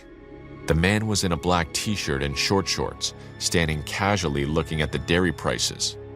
Upon noticing me, the man turned around, looking me straight in the eye, and started calling me like a dog, crouching down and whistling at me. As he slowly walked towards my position, I lowered the camera and stopped filming out of fear.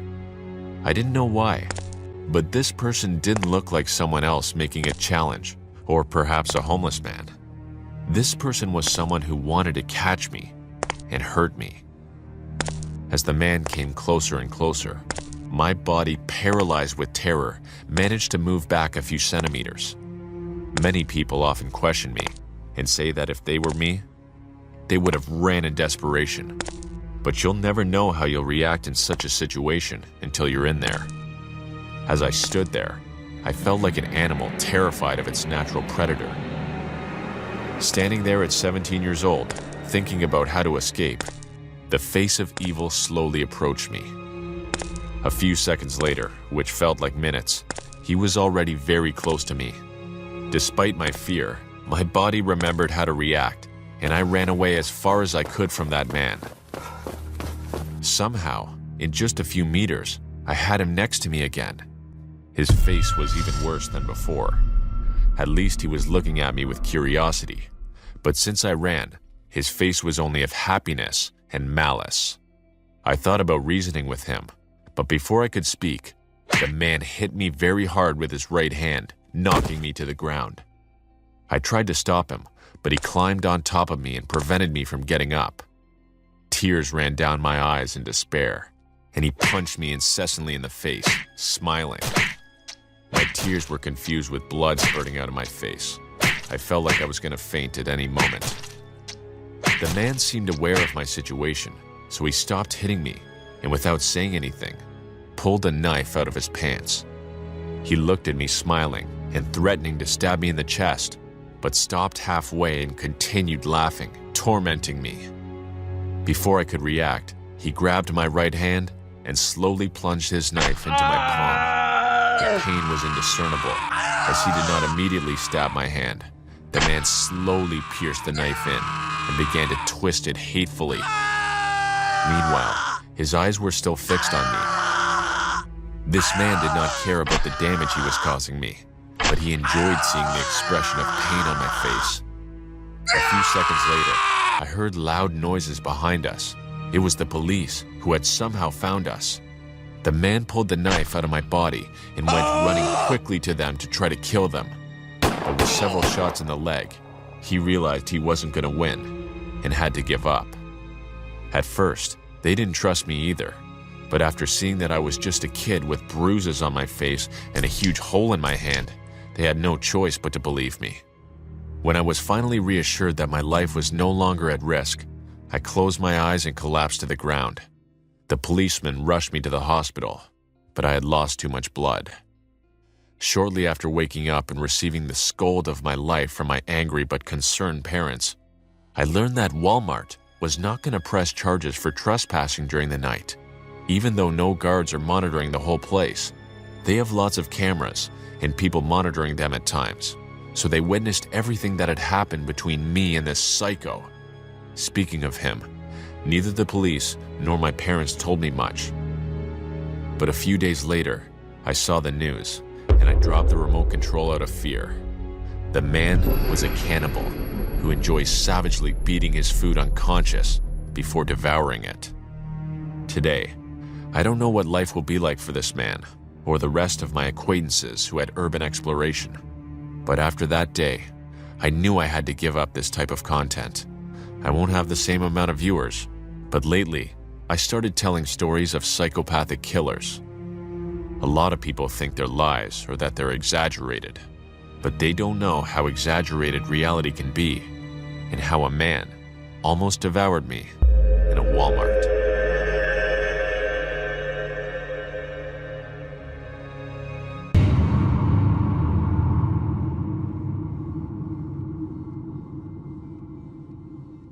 My name's Edward, and I turned 18 last month.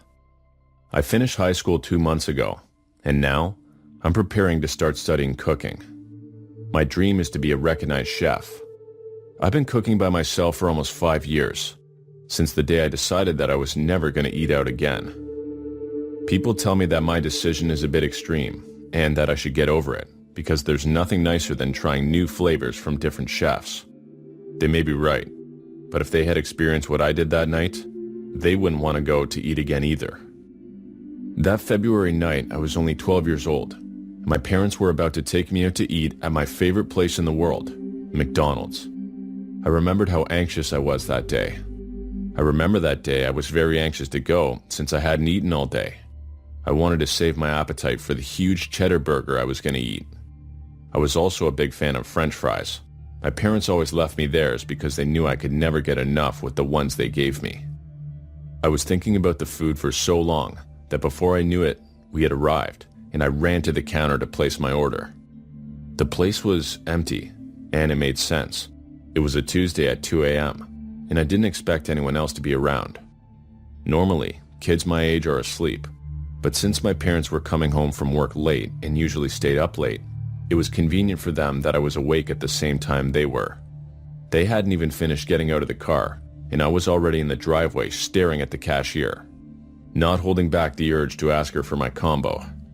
When she looked back at me, somewhat surprised, I noticed something about her that caught my attention.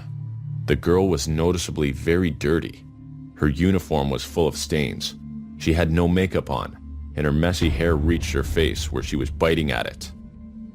A few seconds later, my parents joined me and began to order.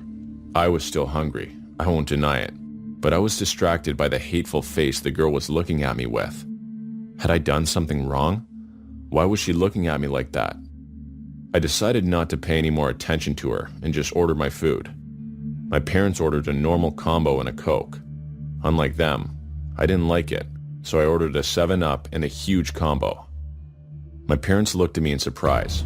They didn't understand how I ate so much without getting fat. A few seconds later, our order had arrived. I ran up to the cashier and saw that girl again. But something had changed. She was looking at me with a big smile on her face, as if she was happy to see me take the food. At that moment, I thought maybe I had misjudged her. She was just having a bad night, but she sure was a good person. My parents grabbed the trays, and when the girl told me to enjoy my food, I thanked her and smiled back. As I tasted the food, the urge to continue eating quickly disappeared. This was not because I was already satisfied. In fact, I was still hungry, but it was because the food tasted funny.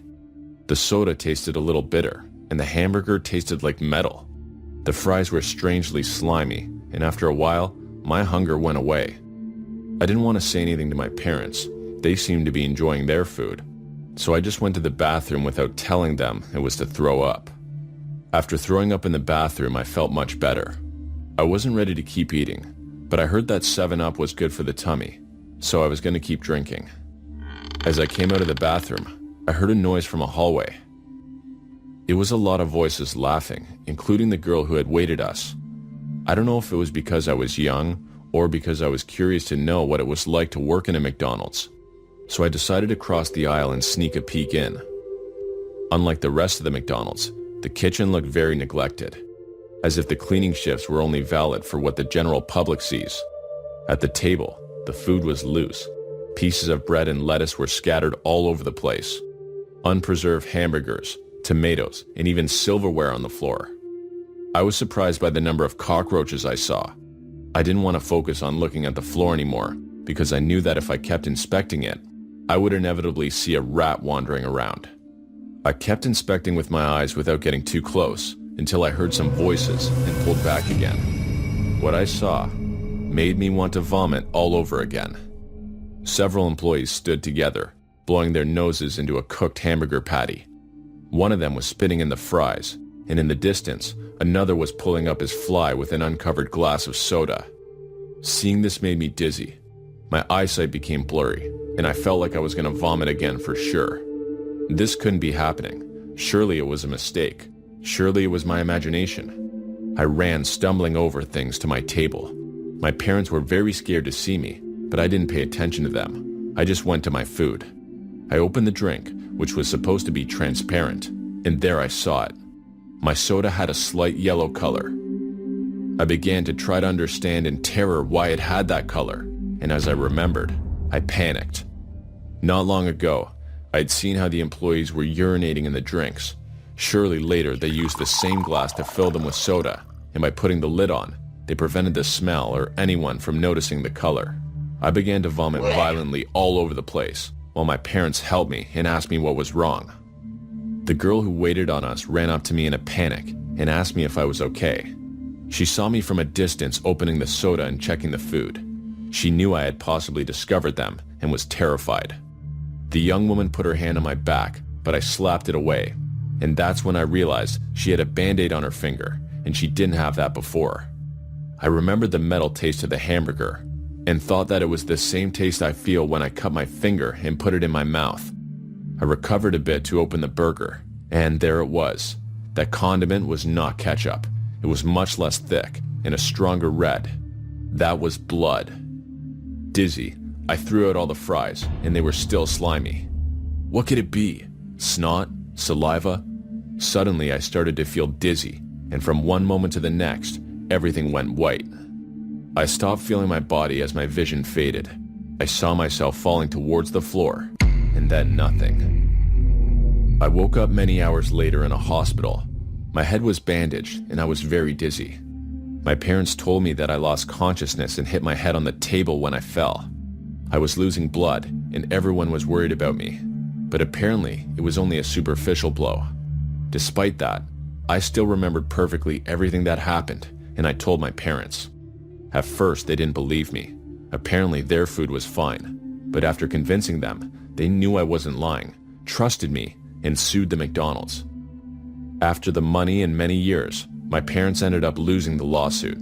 There was no proof other than the word of a 14-year-old boy who told the story after a hard blow to the head. My parents could do nothing against the ruthless lawyers of a company as big as this one. We may not have won the lawsuit, and those employees may have gotten away with it, but I learned my lesson. From that day on, I was never going to let some stranger cook for me again. I may have caught the McDonald's employees, but who knows how many times I will have eaten something with a stranger's blood in it.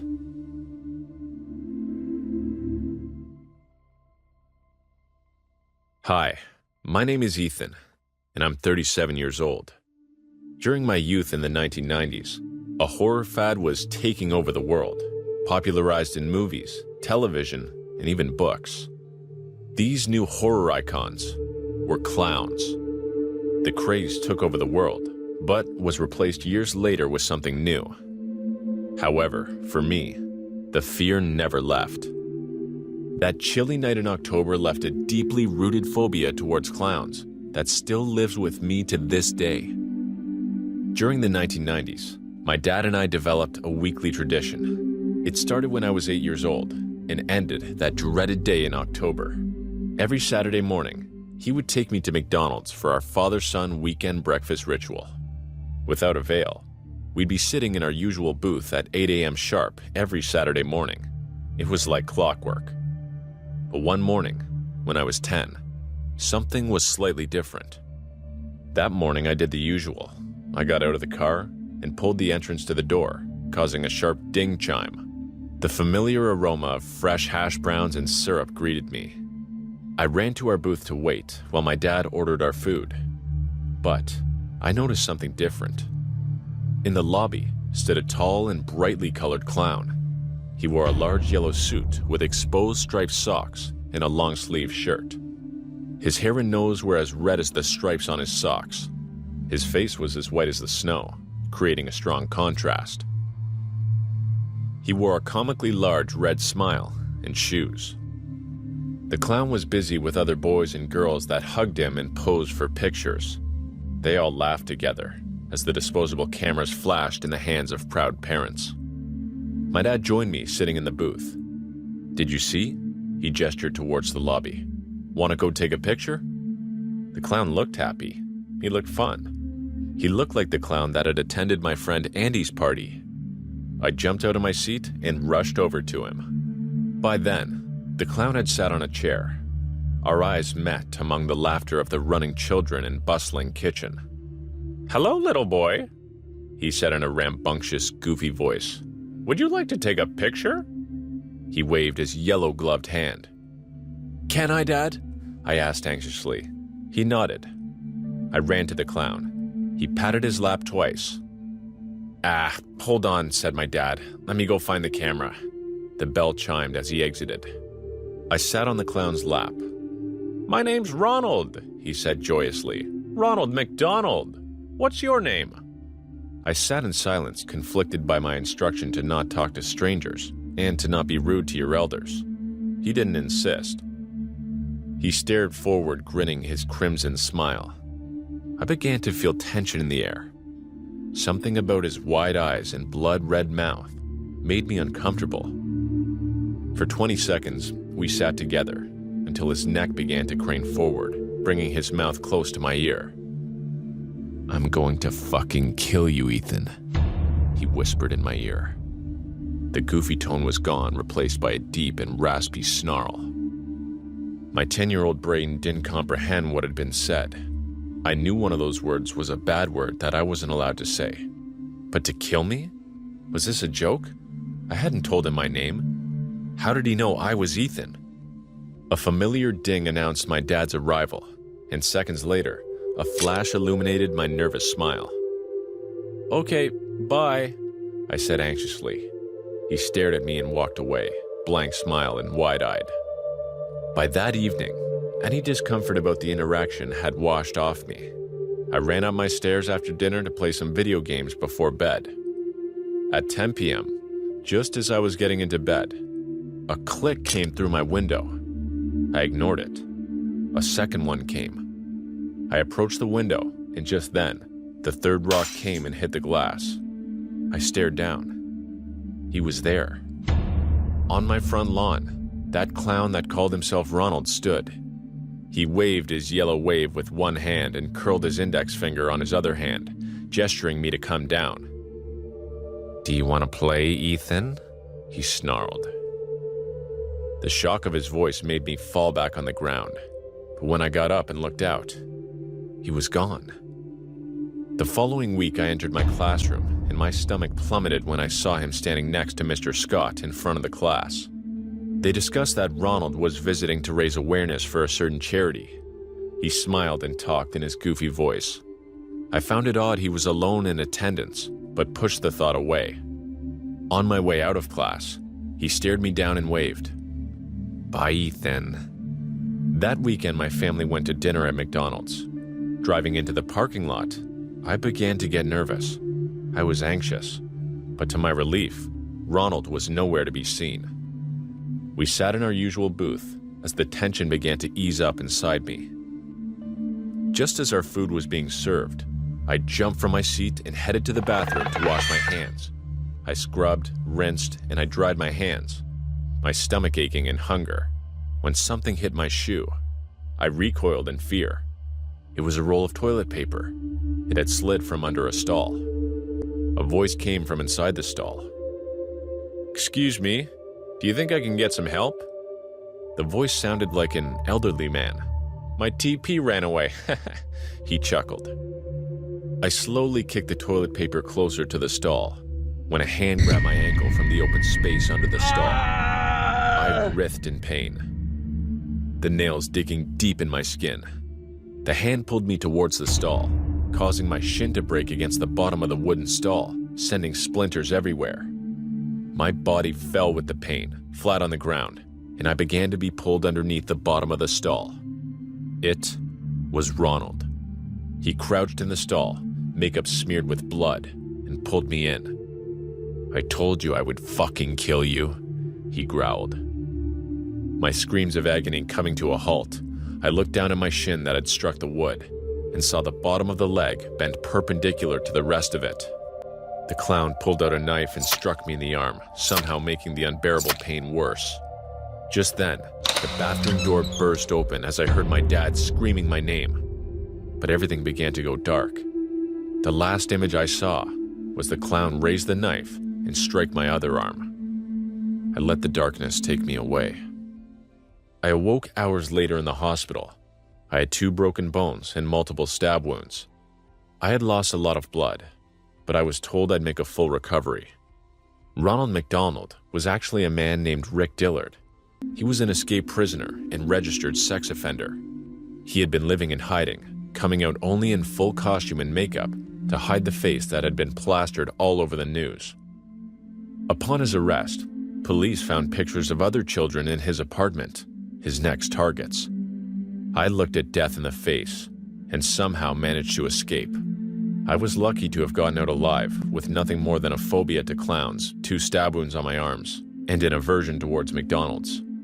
To this day, despite being 37 years old and the diminished popularization of clowns around the world, fear and panic strikes deep at the sight of that restaurant and its mascot.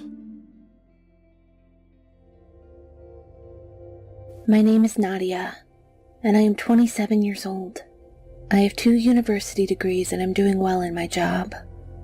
I'm working all year round, so when vacations come, I immediately go to the mountains to rest. My friends sometimes tell me to go to the beach, but I tell them that the sand and the sun are not my things. None of this is true, but I never dared tell them what was really going on. Every time I think of the beach, horrible images invade my thoughts. Memories of a terrifying night when, just because I was in the wrong place at the wrong time, I almost didn't survive to remember it. I was only 13 years old and on vacation with my father. He and my mom were separated, so I had to divide my time to be with both of them. I had just come from a mini vacation with my mom, and now I had to spend a few days at my dad's beach house. The first few days went by fast. I was distracted by meeting people and going out to eat in the evenings, so the vacation was going by fast. Everything changed one Tuesday night. That day was usually the day that the beaches were less visited. I was returning from an evening dinner with my father, and we decided to walk along the beach. This was usually not recommended, as the beach can be very unsafe in the dark. But my father, who had been coming to this house since his childhood, assured me that nothing would happen to us. The night was coming along well. The darkness did not scare me, and seeing the beach in the dark and silence was a new experience that made me feel very good. I got a little ahead of my dad and ran along the beach until some lights caught my attention. There were a bunch of men in white robes in front of me. Some of them were holding candle lanterns, while others were together carrying a large bundle. It didn't take me more than a few seconds to realize what was inside that bundle. It was a human body. I couldn't see the human form, but the size was that of an adult, and I could see the blood dripping from the black bag. My first reaction was to run crying. But before I could do anything, my father was already looking at the same scene as me, except that he was not hiding. As soon as he saw the image, fear took hold of my father. He gave a muffled scream and ran away without looking in my direction. The hooded men turned around and saw him. Some came closer to where I was, still without seeing me.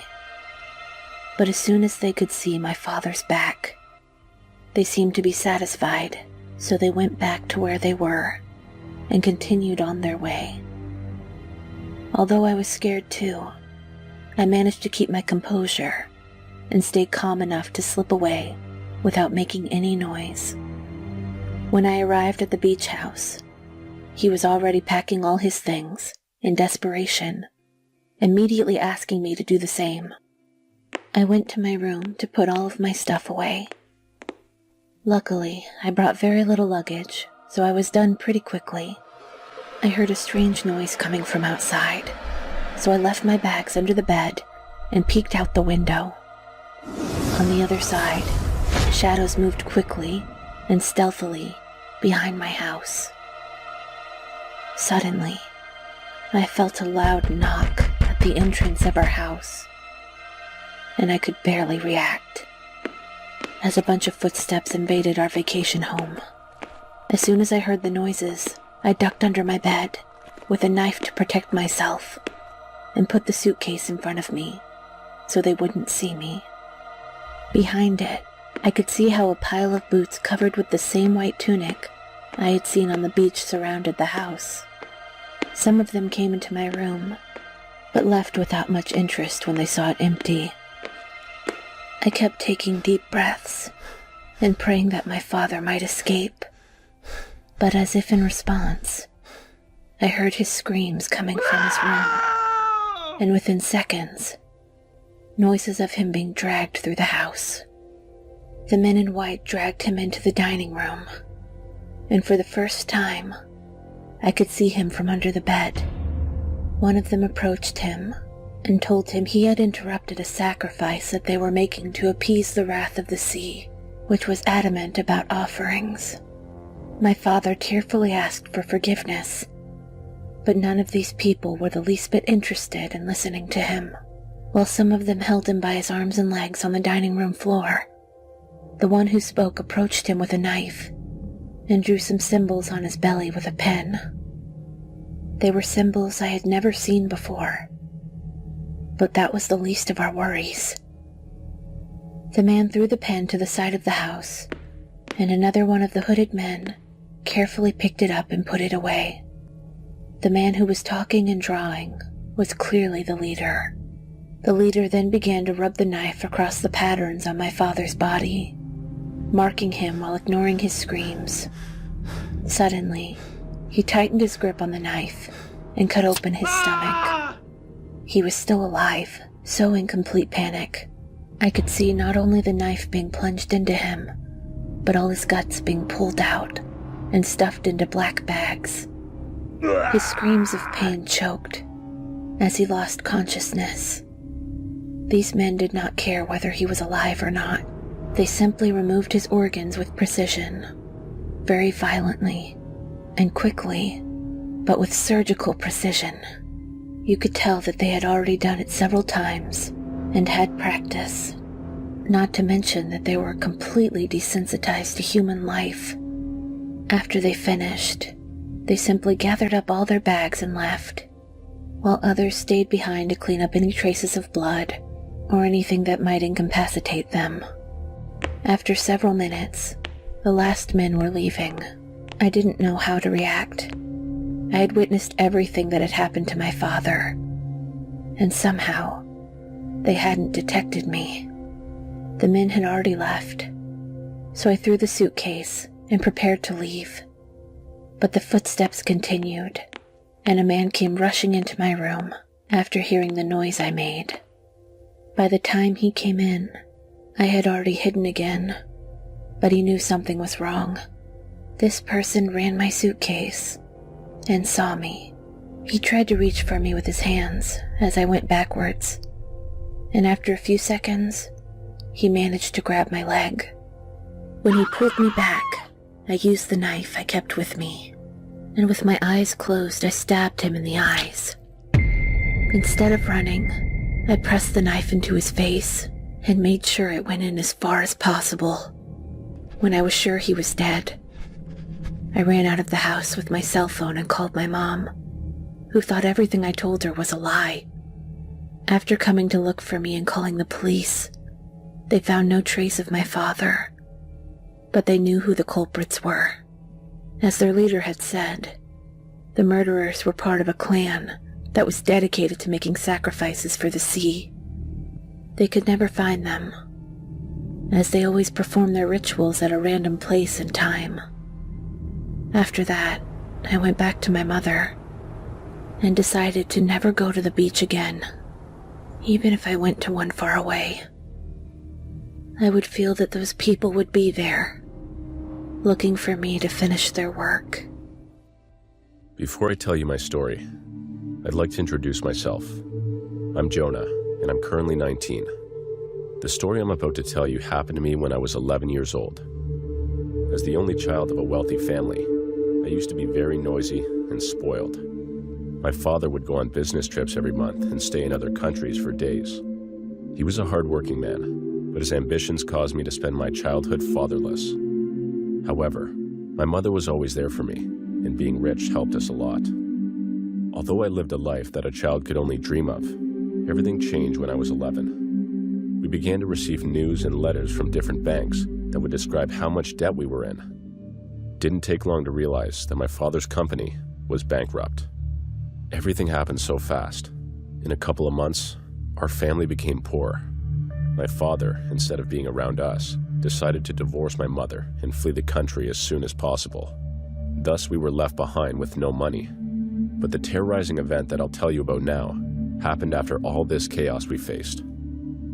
My mother started to work so that she could provide food and shelter for me.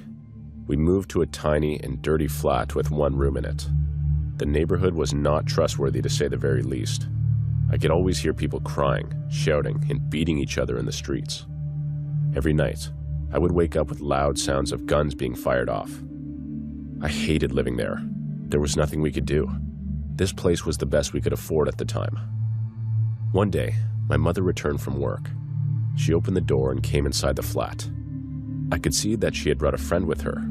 Her friend was an older man with white hair and a long beard.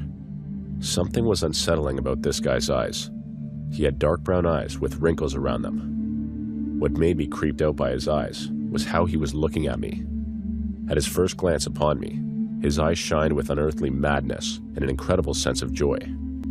He opened his mouth and showed his toothless gingiva. He was trying to smile, but all I could see was an endless void. Unexpectedly, he was a very muscular older man. I could see some scars on his arms that looked like knife wounds. My mother introduced the man to me and started to tell me how they met. This older man was our neighbor. He was living downstairs with his sick wife. This older man was my mother's hero, as she told me several times. Around a couple of minutes, I was introduced to this man. When my mother was on her way home from work, a couple of teenage thugs from the neighborhood had tried to mug her. She told me that the older man had come running to rescue her. He saved my mother, which is why she invited him to our flat. After hearing this story, my prejudices toward the older man replaced themselves with a sense of gratefulness and admiration. We started to talk. At first, he seemed a bit weird, but after a while, we began to enjoy the conversation. There was laughter and joy. He sat with us for 3 hours, and as he was about to leave, he hugged me. His grip was way too strong, and his breath smelled like garbage. As he was hugging me, he said, "Oh, you're such a good child that I just want to take you to my house and caress your hair for hours." His strange sentence creeped me out, but my mother took it as an act of affection. He wished us a good night and glanced at me one more time before he left. After he left, I went to bed and started to sleep around 3 a.m. I woke up because of a troubling and familiar smell. At first, I didn't understand why the smell was so familiar, but when I opened my eyes, I realized that the smell was the older man's breath. I saw his face right on mine. He was leaning over me with an open mouth. The room was dim because of the moonlight shining through the window, and that dimness allowed me to see the red veins in this man's terrifying eyes. He grinned as he looked at my frightened face, and a drop of saliva fell from his mouth onto my cheek. He whispered very quietly, "Don't worry, Tim. Your daddy will always protect you." It freaked me out. I remember everything going dark after seeing that horrible scene. I fainted, and when I regained consciousness, it was already the afternoon. I searched the house to find out if the older man was hiding somewhere, but I couldn't see him or my mother at the flat. That time was around 2 p.m., so I figured my mother was just at work. It was probably just a nightmare, I thought, and I continued hanging out inside the flat as if nothing happened. When the night fell upon our wretched neighborhood, I heard a fright that had started on the street. I peeked from the window, and I saw my mother lying on the ground while the older man was frightening 2 young people. I rushed outside, screaming and crying, "Mother, you all right? Mother!" The old man fought off the youngsters and told them to help me carry my mother inside our flat. Still shaken by the nightmare I saw, I hesitated to trust him, but I realized it was the most logical thing I could do in that situation. We carried my mother inside, and the man told me that she was not badly injured. I thanked him as he tried to wake my mother. After several attempts, he gave up. Realizing that she would not wake up, I started to get worried. My worries grew bigger as I saw the man smiling and looking at me as if I was a prize he wanted to have. "Tim, your daddy missed you. Your mama is ill. Do you want to see her and hug her?" he said as he approached me. "My name's not Tim. Stop calling me that," I shouted as I grabbed the chair next to me. My arms shook because the chair was heavier than I thought. He laughed and said, "You would not hurt your daddy, would you? Put the chair down, Timmy, and let me take you to our house. Your mother missed you." As he came closer, I hit him as hard as I could. His voice changed, and I could sense his anger. "Timothy, you will listen to your father. You are coming with me," he yelled as he pulled the chair out of my hand and grabbed me by my hair. He dragged me to his flat downstairs. As he opened the door, I started to smell the disturbing scent of the house. What I saw in that house is still the reason for my sleepless nights today. I saw a skeleton-like figure lying on the couch with rotten skin. The corpse's skin looked like it had melted and mixed with the sofa. I screamed as hard as I could. I tried to escape as the old man called me Tim and told me to stop frightening my dad. I knew that I wouldn't survive this if I didn't fight dirty. So I bit the older man's hand so hard that I actually ripped a piece of the flesh out. He let go of me as he shouted curses, and I ran upstairs. I got inside my home and locked the door. When I got inside, I saw that my mother was conscious and already calling the police. She told me that it was the older man who knocked her unconscious. While we waited for the cops to arrive, the older man tried to break into our place for 10 minutes straight and finally managed to do so. As he burst open the door, my mother and I screamed so loud. At that moment, we heard police sirens. The older man jumped on us, and I could understand that his only intention at that point was to kill us. We tried our best to defend ourselves as he punched and scratched us. He maniacally continued to hurt us until we heard gunshots. The older man got shot several times, and his motionless body fell onto me. After that incident happened, the police told us about the older man. He was a mentally unstable man who had lost his child 15 years ago. His son, Timothy, was my age when he died. The older man and his wife were going through depression after losing their only child. Upon searching the house, the police identified the corpse on the couch as the older man's wife. They told me that after his wife died, the man lost his sanity and tried to recreate his family. He was most probably planning to keep me locked up in his flat and pretend like I was his son, little Tim. To this day, I still don't know how to react to all of this. But in my dreams, I see little Tim looking at me through the mirror and smiling with purple lips. My name is Alan. I'm 29 years old, and I work in customer service in a call center. My job is to make sure that all the customers have internet signal, since they call us every time it fails. I'll be honest, the signal my company sells is terrible, so we get a lot of calls every day. When I started working here 2 years ago, I didn't care about the days off or the hours. I just needed the money. Not only did I agree to work weekends, which is when they pay the most, but I also offered to work the night shift, since I would have to be paid for night hours. When I started, I was really comfortable, no matter what time I worked. I knew that a lot of people would call in to complain, but obviously, there would be fewer people on the night shift. Also, many calls on the night shift during the weekend were just prank calls from bored teenagers, or others who maybe had one too many beers and forgot to turn on the internet or their cell phone. All in all, I was having a good time. I was having a lot of fun in the job. Everything was going perfectly, until one day ruined everything. We usually leave at 11 p.m., and since it was a Friday, I couldn't wait to leave. But a few minutes before the scheduled time, the computer phone rang. On the other side of the phone was an elderly man. In these cases, we can't hang up the phone until the consultation is over, so I couldn't leave. That phone call lasted more than half an hour, and I was just furious inside. By the time I finished shutting down the system, the lights were already out and my colleagues had already left. I left my office with total indifference, even somewhat content that I was finally leaving, when I noticed a strange smell. It was like a burning smell, but there was no smoke. Normally I would investigate for the source of the smell, but I immediately sensed that something was wrong. Aside from the smell, I felt a pressure all over my body. Something in the atmosphere was wrong. My body started to feel weak, as if something was making me sick little by little. The only thing I knew was that I wanted to get out of there as soon as possible. I couldn't stay in that place a minute longer. I walked through the company's warehouse road to the elevator that led to the parking lot, but something caught my attention halfway through. The elevator was open, and its lights were on. I thought that surely someone had called it and suddenly opted for the stairs, but this idea quickly disappeared as I approached a little closer. A strange figure inside the elevator peered out of the corner, just staring at me. The man could not hide his whole body, but still, he did not give up and watched me as if I did not see him. He was naked and clearly had some mental deficiency, so I made the safest decision and headed for the warehouse's employee's office. I wasn't sure if there was any of them left, but they usually stay a few minutes longer, and I needed someone to accompany me to the parking lot. But halfway through, a light caught my attention. The smell that was making me sick before became much stronger. Even though I was scared of that man in the elevator, at no time could I stop thinking the atmosphere was becoming more and more oppressive. It was like being trapped inside a nightmare that was consuming me second by second.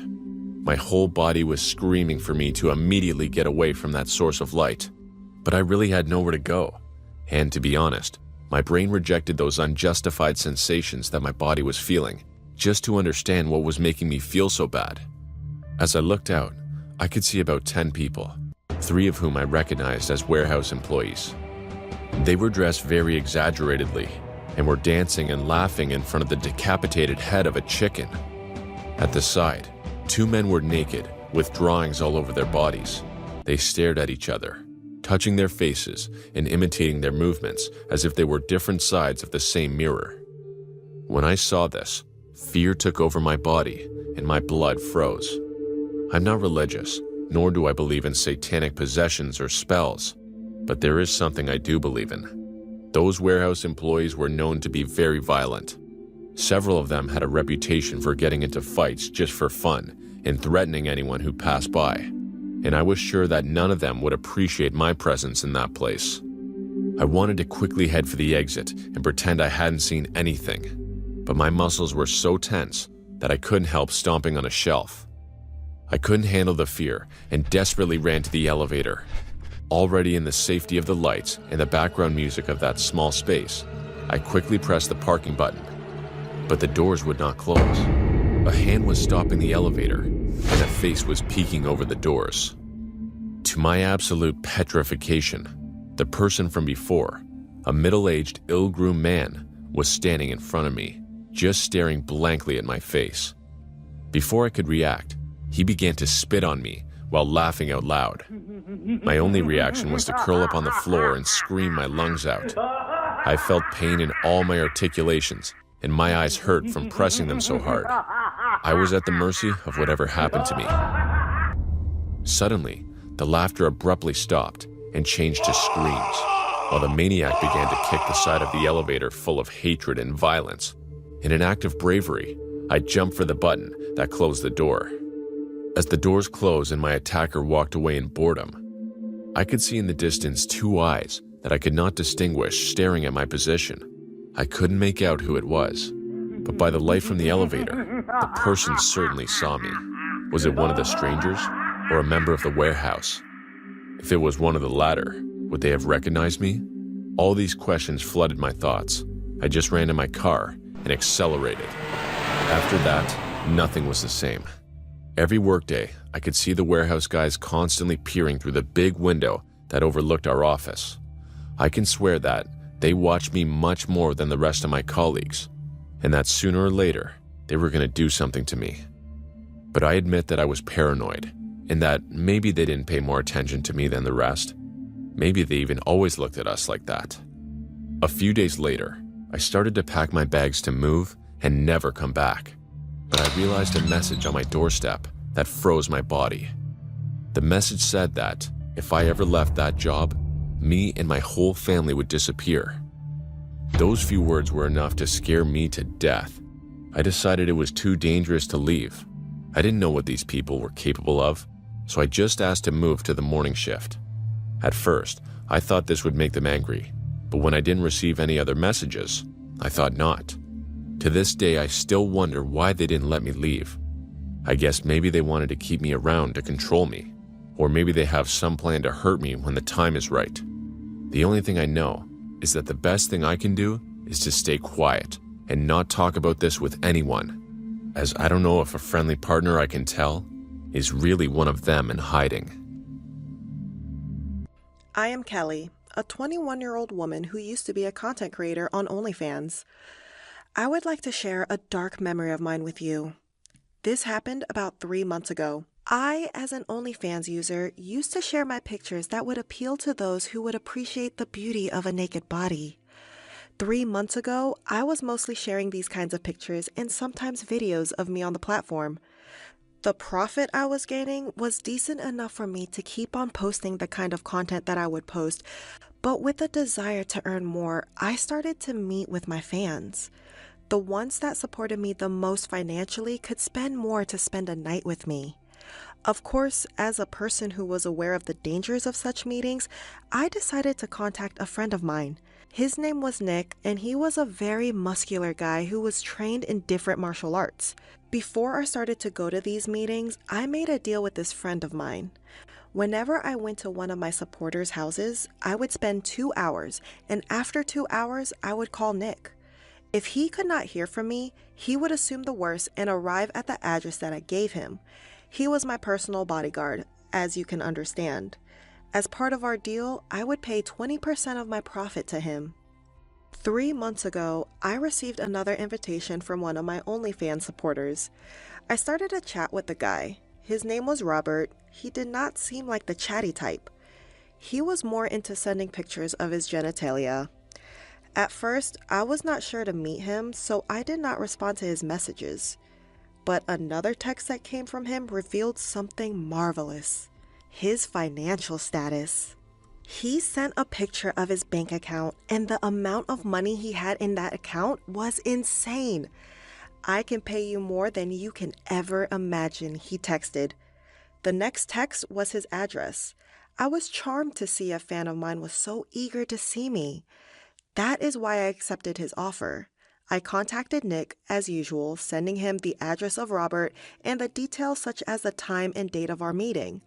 He said that he was sick, but he had a friend who would gladly help me. His friend's name was James, and he was a guy he met from the Muay Thai classes he was attending.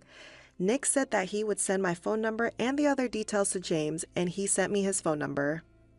A day later, I got into a cab and went to the address Robert gave me.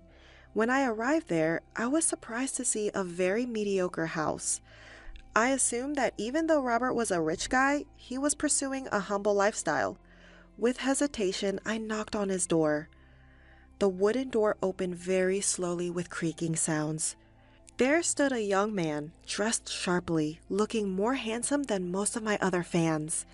He had green eyes and black hair.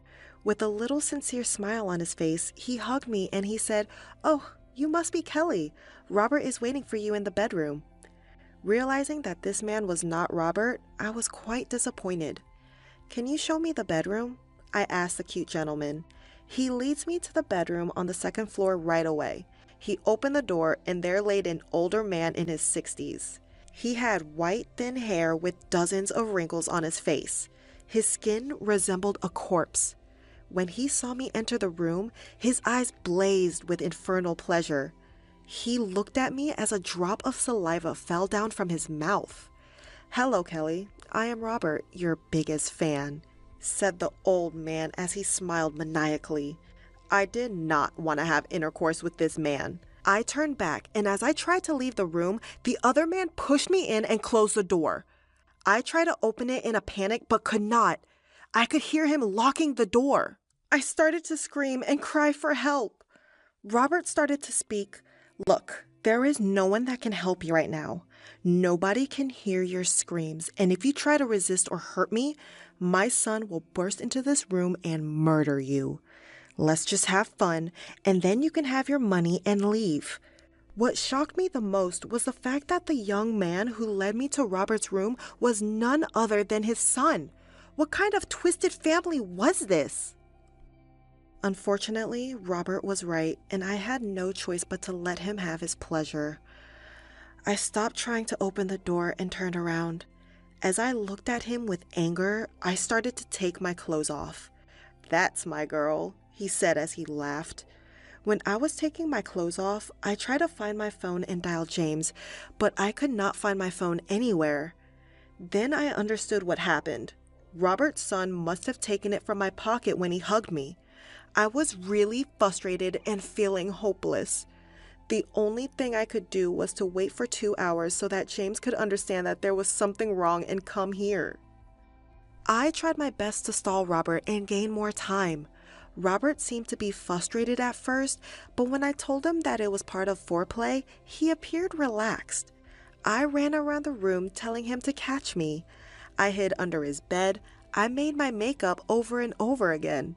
I did all of this while giggling, making it look like I was trying to tease him, but in fact, I was just trying to gain more time. After a moment, he got tired of it and demanded me to lay down. I laid on the bed, and as he approached my body, I asked to go to the bathroom. He told me that he could not wait anymore as he held me by my wrists. I tried my best to free myself from his grip. He was a lot stronger for an old man. After minutes of struggling that felt like hours, I managed to free myself and instinctively hit him. He angeredly shouted for help, and his son burst into the room. He grabbed me and held me down.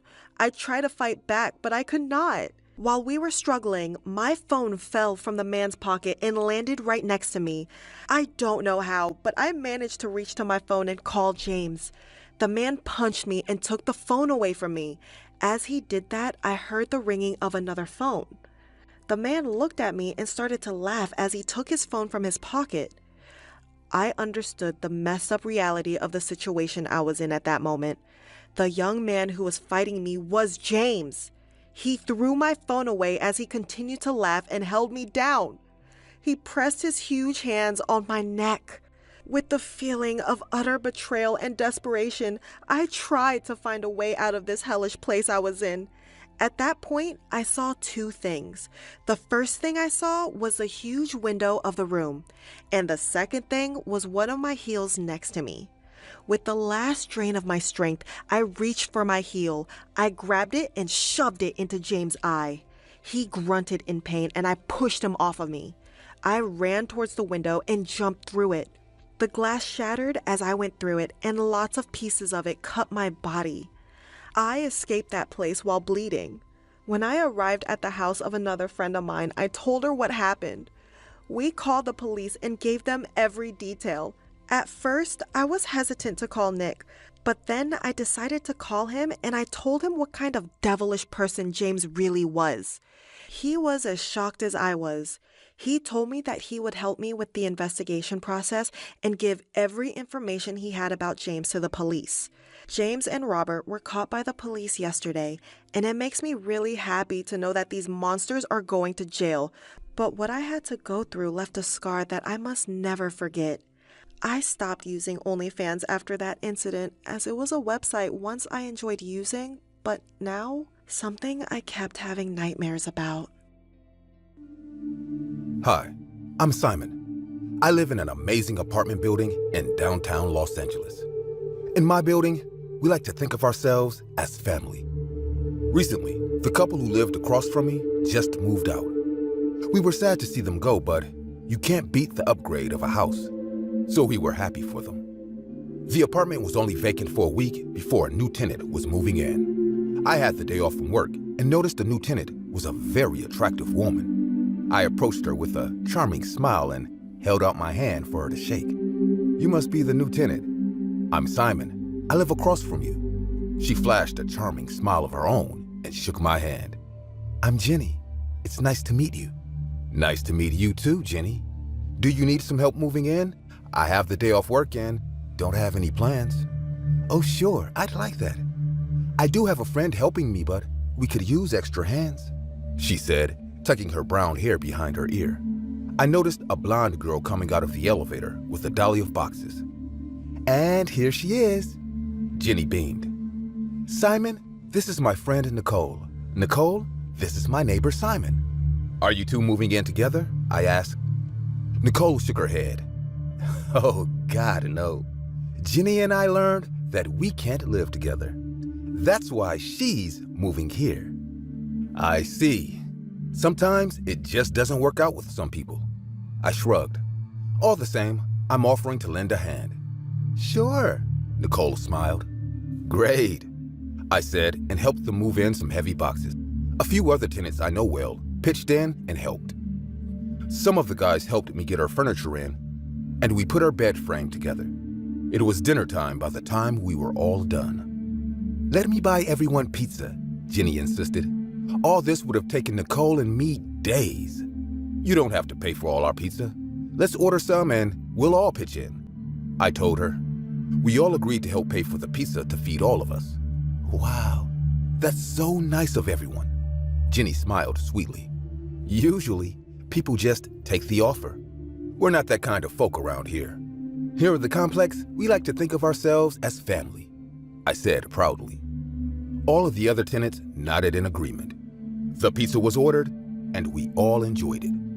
As the days went by, I found myself thinking about Jenny a lot and really wanted to get to know her.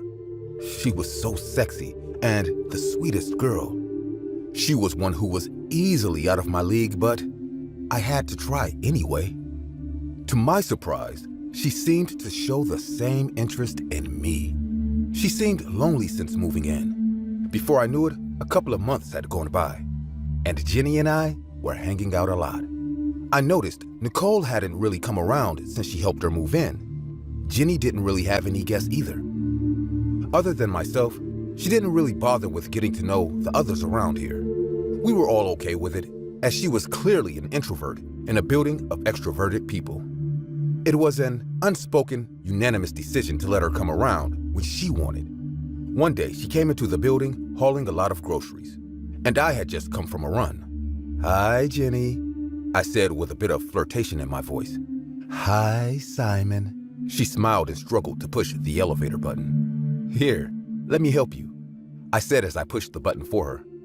"Let me take some of those off your hands, too," I offered. "Thank you," she said sweetly and handed a few bags over to me. "Would you like some help putting them away, too?" I asked. She bit her lip, and it was so damn cute. "That would be nice. Thank you, Simon." Shit. The way she said my name was so innocent, and yet it made my blood go straight to my pants.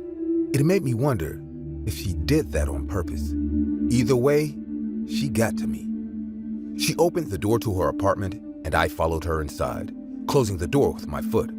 Her phone chimed, and she set the bags down and pulled it from her purse. Nicole just canceled on me again, she sighed. I frowned a bit, watching her. Canceled? I've been trying to cook dinner for her as an apology. She keeps canceling on me. Jenny frowned. It's none of my business, so you don't have to answer, but what are you apologizing for? I asked. We just had a fight after I moved in. I said some terrible things. We all say things out of anger that we shouldn't. I know, but Nicole is my best friend of 6 years, and I just wanted to say I'm sorry. I guess she's not ready to forgive me. I didn't know what to say or how to comfort her. Well, since you helped me inside, can I cook dinner for you? She asked, batting her lashes ever so slightly. How about I help you cook and we can both enjoy the fruits of the labor? I grinned. She laughed, and I felt my pants tighten. Do you even know how to cook? I'm no Gordon Ramsay, but I can put something in a pan and make it edible. I chuckled. So, you'll be on cheese grating and onion chopping duty. She winked. One of these days I'll cook for you and you can see I'm not so bad. But since it's your place and your dinner, your wish is my command. I winked. We made enchiladas that night and enjoyed some wine with our dinner. I must have had enough to give me the courage to kiss her while we sat on the couch chatting. She kissed me back and crawled on my lap. We sat there, making out, and I let her know that I wanted her. Next thing I knew, we were in the bedroom, and I had the best sex of my life. We fell asleep together. I woke up sometime in the night, needing to pee, but I found myself unable to move. I blinked to clear my vision and found myself bound to the bedposts and my legs tied together. Jenny wasn't anywhere on the bed. I struggled against my restraints, and Jenny came in the room with a cleaver. Jenny, what are you doing? I asked, trying to hide the fear in my voice. She said nothing, but opened the closet door. She pulled a bunch of thick plastic off something, the kind of heavy-duty plastic they pack mattresses in. An awful smell hit me, and I looked in horror as I saw her friend Nicole's lifeless body. Her face looked bludgeoned, and her limbs were all dislocated. I don't know how to make her forgive me, Jenny said as she brushed the hair from Nicole's face tenderly. Jenny, she can't because she's dead. No, she's not, Jenny yelled and looked at me with piercing eyes. I just put her in a deep sleep. What are you going to do with me? I asked, trying to sound more curious than frightened. I'm going to put you in a deep sleep so you can be with her. I know she wanted you. I saw the way she looked at you on move-in day. I like you, Simon, but I did a bad thing to my friend, and now I owe her, Jenny said as she stood up and walked to the bed with the cleaver. I fought against my restraints. Jenny, you don't have to do this. I can help you. I hollered in protest, but she ignored me as she straddled me. I writhed beneath her, trying to get her off me, but due to my restraints, she only bounced on top of me. She went to strike me, but I managed to bounce her enough that she missed my throat, and by some stroke of luck, she cut one of my hands loose. I shoved her off me as hard as I could, and she fell on the floor. The cleaver was stuck into the bedpost, and I grabbed it, using it to free my other hand. She came at me, and I waved it at her. She backed off, and I managed to get on my knees, and I grabbed her and banged it against the dresser and knocked her out. Police came, and it turned out Jenny and Nicole were best friends. But there was something wrong with Jenny. Nicole told her to move out or she would put her in a hospital. The Complex family remains strong, but we don't get close with newcomers anymore. Hey, I am Stacy. Today was my very first day of university in a new city. I was very excited and at the same time a bit nervous as I was about to stay away from my family for the prime time. I settled myself in the hostel room and straightforwardly went to my university. The vibe of the university was phenomenal. I had already made 2 friends from my class, Rose and Stella. It was all good until I noticed a guy looking at me. I recalled that he was even present at the bus stop in the morning. It was very unusual. A few minutes later, he entered the classroom and sat beside me. I decided to ignore him so that he would stop gawking at me. At least, that's what I believed. After the first lecture was over, he took off from the class. I won't lie, I was relaxed. The entire day was exhausting. It was about 6:30 in the evening, and I was waiting for the bus to come to reach the hostel on time. It was too cold over there as the winter was at its peak. Suddenly, I realized there was a hand behind me touching my shoulders. I immediately turned back, and I saw him. He was standing so close to me that I could feel his smell. He scented as he had not taken a bath in years. Deep, dark circles with messy hair surrounding his eyes. I immediately stepped back and asked him, "What do you want?" He said he was just trying to protect me from this harsh, cold climate. I said, "Thanks, I could take care of myself, so don't worry." His eyes turned red the moment I said this, and I won't lie, chills went down my spine. But unexpectedly, he began to smile and said, "Of course, you could take care of yourself, but the world is too dark. Just be careful." And started coming close to me, but fortunately, the bus arrived precisely at that moment and ran towards the bus. I was eased the minute I entered the bus. After entering my hostel room, I locked it carefully and went to bed. I immediately fell asleep as I was too exhausted. I suddenly woke up at around 1 o'clock in the night. My throat was dry, so I got up and switched on the light to drink water on the table. As soon as I picked up the bottle, my senses flew. I could not believe what I saw. I saw the man in my window looking at me with his hungry eyes from outside of the window. That bottle fell out of my hand, and I wanted to shout very loudly, but I could not cry. It seemed that I had frozen. I worked with great courage and started calling. My shouting caused a stir. That man started trying to break the glass in my window after seeing me screaming. The moment he broke the glass, the police arrived. He tried to escape but wasn't successful. A few days after, the police called me. I learned he was a serial killer and rapist who had already killed 3 girls before me in different cities. It's been a while since then, but still, I get nightmares about that creepy guy. Hi, this is Alex Carson. I'm 45 years old now, and I live with my father, Adam. A horrible incident took place when I was only 27 years old. I started working at a company as an accountant. I was pleased with my father. I loved him very much, and he used to take care of me really well. But for a few years, he started drinking more and more alcohol, and due to his drinking, he got divorced from my mother. She left us. Many years passed after the divorce. I used to go to the office with my friend Ryan, who was the same age as me. He was my best friend. We used to leave for the office on the same bus every day. We used to come home from the office every day at 10 at night.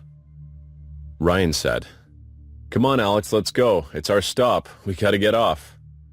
"Yeah, man, I'm coming. I know, we're late today. Anyways." My work was going well, but after some time, a horrible incident was going to happen to me, which I had not ever imagined. So one night, when I was returning home, sitting on the bus, I saw a girl. She had boarded the bus at the next stop.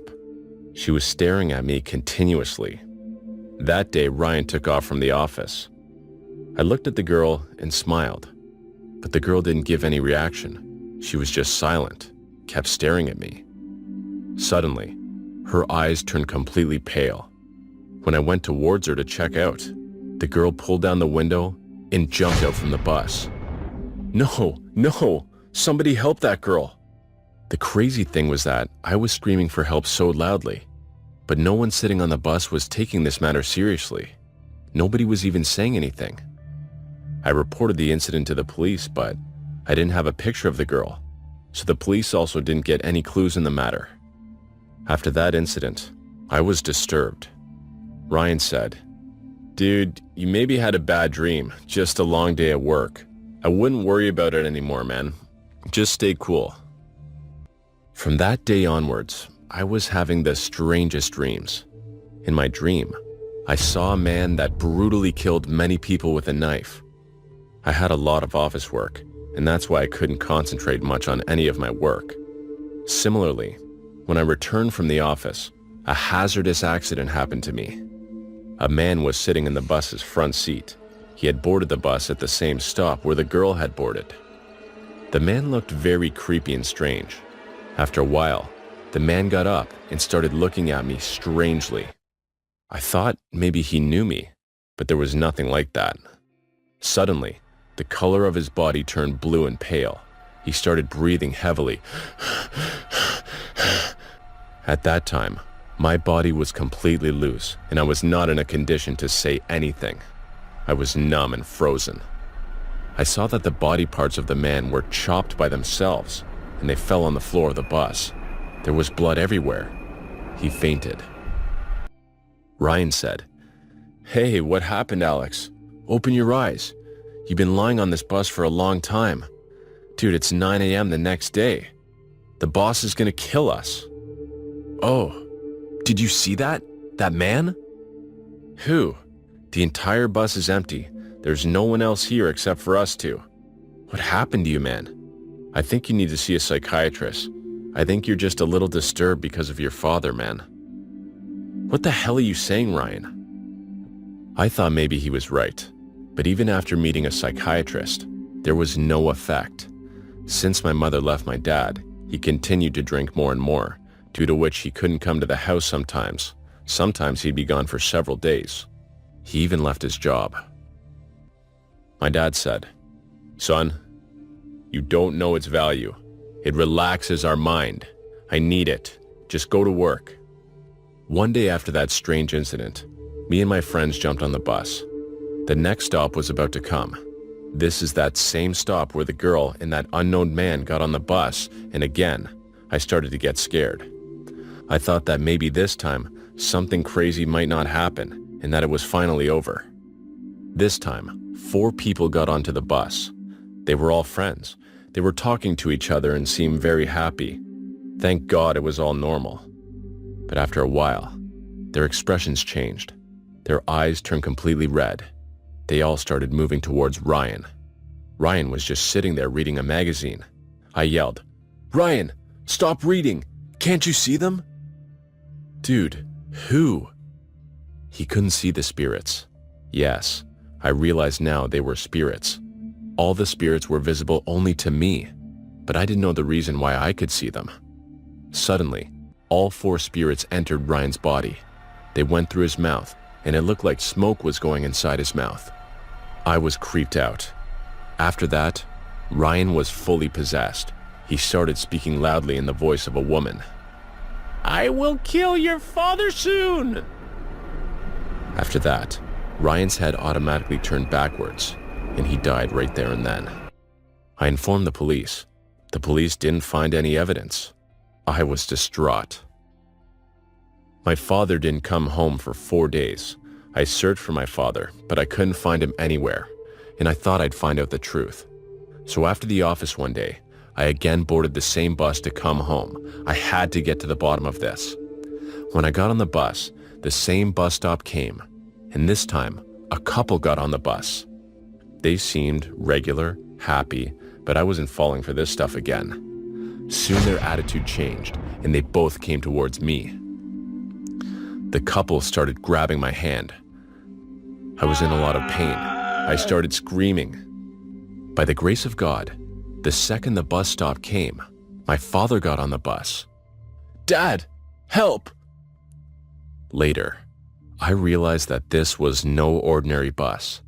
The passengers sitting in it were also no ordinary people. My father said, "You guys ruined my life, but didn't ruin my son's life. Since when do you guys come into my dreams and scare me? But now you do this to my son? You guys took my life. I'm begging you, son." Listen, this is what happened. There was a friend of mine. He was the bus driver. I used to get very jealous of him because he was delighted in life. And me, I was so sad. I mixed sedation in his drink one day. Because of that drug, he and all the passengers sitting in the bus had an accident and died on the spot. All these souls still haunt me to this day. It's why I can't stop drinking. Suddenly, all the spirits surrounded my father. Before I could say anything, those spirits built a wall and seemed like they just ventured into another world through that wall. The next day, my father's dead body was found in the river near that bus stop. The police never got to know the reason for his death, and from that day onwards, nothing wrong ever happened to me again. Hey, this is Jonathan. I'm 30 years old now. So, this horrible incident took place when I was working at McDonald's. At the time, I was 25. Newton, Ashley, Ellison, and Mark were my staff members. Ellison was married and had one baby boy of 5 years. They were very nice and hardworking people at McDonald's. We were all very good friends of each other and used to work together. But Mark was a little short-tempered. He used to get angry at very little things, but he was good at heart. Everything went well for a long time, but the day was coming soon, which was going to bring darkness into our lives. One day, police arrived at the McDonald's. It was the crime spot. It was dark at the time. There was no light. All the goods in the shop were scattered here, there, and everywhere, and some belongings were totally broken. On seeing it, it seemed to be just a case of a typical robbery. But it was not a case of looting. It was more sinister than that. "Come on, soldiers, go ahead." On moving forward, they found me unconscious. And there was Ellison's dead body in the freezer. Someone had brutally killed her. Firstly murdered and strangled her, and choked later. They found Ashley in the bathroom. She was lying there in very bad condition. She was about to die. Her throat was bleeding profusely because the murderer had stabbed him in the throat with a fork several times. She wasn't dead, but she was not able to speak or say anything. She was bleeding profusely from her mouth also. The murderer had shown no mercy at all before killing these two. Mark was also lying unconscious there. He was also hit very hard on the head and had a cut on his chest. He was bleeding also. We were taken to the hospital. I was completely blown away knowing the truth about this horrible incident. I had no idea who would have done all that. Police officer Andrew called me to the police station for interrogation. Ashley and Mark did not regain consciousness because their situation was critical. So I was in the police station. Andrew said, "Do you remember anything about what happened that night?" "No, sir. I didn't see his face." "Tell me what you remember of the night." "Well, it was around 11 at night. At the time, someone cut off the light at McDonald's, and it became dark everywhere. I heard a very loud noise coming from the bathroom, and it was Ashley's. I was worried and turned on the torch and headed towards the bathroom. I opened the bathroom's door. I was shocked and terrified seeing her. Ashley was screaming and suffering in pain. Help, Anthony! Oh my God, Ashley, don't worry. Before I could save her, someone hit me so hard on the head with 2 big glass bottles. I was bleeding and started screaming, and I ran in the same condition to save my life in another room. I was lucky that day that you came on time. Otherwise, I would not have survived, sir." "Okay, thanks. It'll be helpful." "Sir, do you know who's behind all this?" "No, nothing's known yet, but we suspect some people." "Okay, you rest. If you remember anything else, you let us know, okay?" After a few days, Ashley's life could not be saved and she died. Mark, however, regained consciousness. The police interrogated him, but nothing was known from him as to who was behind all that. I saw he had become very weak. A few days passed like that, and nothing was found in the hands of the police. Then, after some time, the time came when the mystery was about to be revealed or opened in front of everyone. After 1 month, Mark and I started going back to work at McDonald's. The police were suspicious of both of us. That's why they forbade us to go out of the city. But one day, I overheard him talking to a guy on a call in McDonald's. Mark said, "Just once I get a chance, I'll run away with the money. Don't worry, brother."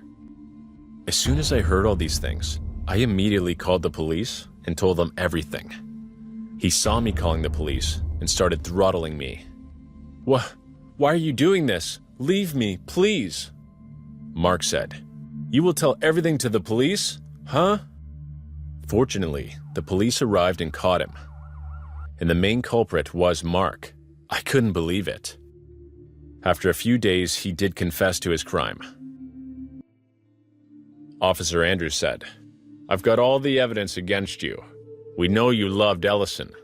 Many people have seen you and her together, so you tell me the whole thing from the start." Mark said, Yes, I did all that. I wanted to be a very rich man since I was a child, but I never could. That's why I did all this, to fulfill the purpose. I lured Ellison into the trap of my love because it was very easy to trap her. She had a child and was a single mother. She even helped me to kill Newton. Newton had come to know about the truth about us. That's why we had to kill him, and she helped me with this. She called him to a secluded place, and we crushed his head with a stone and killed him. She was scared after his death. She was feeling that the police would catch both of us. That's why she was repeatedly threatening me not to do the robbery, or else she'd go to the police and say everything. I tried a lot to convince her, but she was not listening to me at all. One day I had lots of arguments with her. That's why I killed her. I had to do this, otherwise she would have told everything to you all.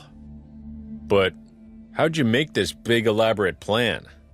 I had made 2 plans that, if I become successful, then I'll run away with all the money. But I knew very well what to do if the plan did not succeed. I tried to arrange the sleeping pills, but I couldn't. So I found this plan more worthwhile.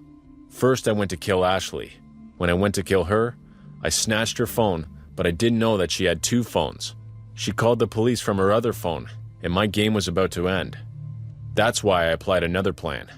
First, I hit my head with a glass and kept it there, with a cut on my hand with a chef knife, and fainted. Thus, my plan could not be successful because of Ashley, and I killed her. I continued to work at McDonald's so that no one would doubt me, but eventually, I was caught because of Jonathan. I hate that guy, seriously.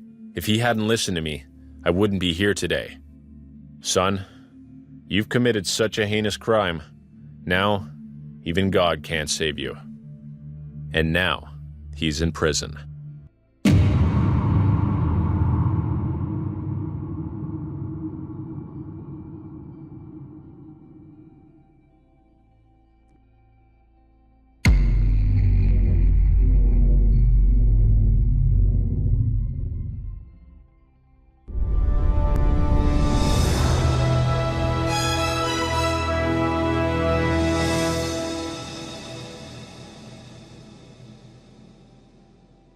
God, I hate business trips.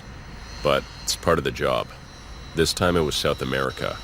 Our plane descended into what looked like a heavy cloud of mist.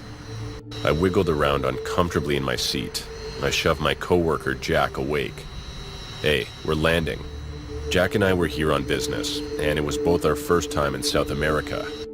His eyes were heavy, looking out the window. Is that rain? It wasn't rain. It wasn't mist. In fact, it was the opposite. We were descending into a cloud of dust that stretched hundreds of miles, as far as my eyes could see. "Welcome to Arica, Chile," announced the pilot. "Where the local time is..." Jack and I weren't listening. Our eyes were fixated on what was outside the window. The plane penetrated the dust cloud, where we couldn't see more than a few feet outside the window. I couldn't help but wonder how the pilot could even land in these conditions. The plane landed safely despite my worries. We exited the plane and collected our luggage. As we set foot outside the airport, Jack and I stood in awe. Before us was a busy town. Cars zoomed by, pedestrians hurried, and families walked the streets joyously. However, a thin layer of dust fogged everything, as if a filter was being applied to our scope of vision. Everything looked foggy, and no one seemed to care. We waved a taxi down. "Hey, what are a pair of Americanos doing in Arica?" asked the taxi driver in a cheerfully and friendly tone. "We're here on business," Jack said matter-of-factly. I sat in silence observing the outdoors. We drove through deserted fields of weeds and dry roots that were covered by a thin layer of dust. What might have been a luscious image of green life and vegetation at some point in the past was now a scene no different than that of a desert, where the only signs of life were occasional stumps and tumbleweed riding air currents. "Has it always been this dry?" I asked. "Oh no," he said in a jolly tone. "You all don't know?" He glanced back at me. "It hasn't rained in Arica in what? 121 weeks now. It's the longest drought in Chilean history." He continued, but my attention gravitated towards the growing desert outside. When we arrived at our hotel, we learned that the hotel didn't exist. Instead, we were greeted with the knowledge that we were staying in a dilapidated hostel down the road, where we were scheduled to have our business meeting. The hostel consisted of a lobby area and 3 rooms, 2 of which were empty. The inside was equally as battered as the outside, and everything inside was just as dusty. Our room consisted of 2 stiff beds, an old wooden table that seemed to be waiting for an excuse to fall apart, a non-working television, and an AC unit that rumbled wildly. We placed our luggage on the bed, causing it to creak. Just then, I noticed the caretaker of the hostel. A short old lady shining a smirk at me stood at the door. Her smile seemed to extend from ear to ear, exposing cracked yellow teeth. Her eyebrows were raised as if anticipating something. She stood there, face unmoving. Just her sight made me shiver. I raised my hand slowly and awkwardly in acknowledgement. She stared, expression unchanged for about 45 seconds, and walked away without saying a word. Jack and I unpacked and had perhaps what was the most uncomfortable night's sleep ever. The next morning, we dressed with our best attire that had already collected dust and walked down the street to our business meeting. "Good morning," said the short, balding man as he shook my hand. We stood at the entrance of his office. "Good morning, nice to meet," I said, shaking his hand, but was interrupted mid-sentence. "We are no longer interested in your services," he said shortly. He began to walk back into his office. I stood confused. Jack intervened. "Sir, if we could only have a few minutes of your time—" The man repeated himself sharply. "We are no longer interested in your services. Goodbye." The door shut in our face. Jack and I looked at each other and shrugged. We traveled all this way for this? The sun began to set and we returned to the hostel. "Well, that was a complete and total waste of time," I said to Jack, removing my tie and throwing it on our hostel bed. "Let's catch an early flight tomorrow and get out of this godforsaken place." Yeah, he nodded in agreement, and we began packing our things. Just then, a knock came at the door. That same caretaker stood at the door, wearing the same smirk and elevated eyebrows. "It's time," she croaked. "Huh?" questioned Jack. "It's time," she repeated. "Ma'am," I began in a rather impatient tone. "We don't want—" She interrupted by repeating herself again. Jack, the more patient of the two of us, decided to indulge her. "All right, it's time for what?" he said in a soft tone often used towards the elderly. She led him to the lobby and I continued packing. I placed my last shirt in my suitcase when chanting erupted from the lobby, followed by Jack screaming obscenities. My stomach tensed and I rushed to see what was causing the commotion. The worn-down room that was the lobby was now void of any furniture. Along the walls hung hundreds of small candles, flickering sporadically, illuminating 7 women who stood along the perimeter of the room. Each woman wore a black cloak that reached beyond their feet. They each wore identical masks that resembled a bird's face. It had sharp slits for eyes and a protruding beak. Long, colorful feathers stood on the back of their heads. They chanted in unison. Jack stood at the center of the empty room, 7 pairs of eyes on him. "Good, you're here," said the caretaker, pushing me to the center of the room. As I joined Jack, The 7 masked women spread evenly around the room, covering all exits and room entrances. "For 300 years," began the caretaker in a thundering voice, "Shak, god of rain, has blessed our beautiful village. And for over 300 years, our village has flourished and thrived." The chanting by the other 6 masked women intensified. They stood motionless, though their shadows swayed as the candles flickered. "But sadly, my people have angered Shak. We have lost our way, and the god of rain has turned his back on us."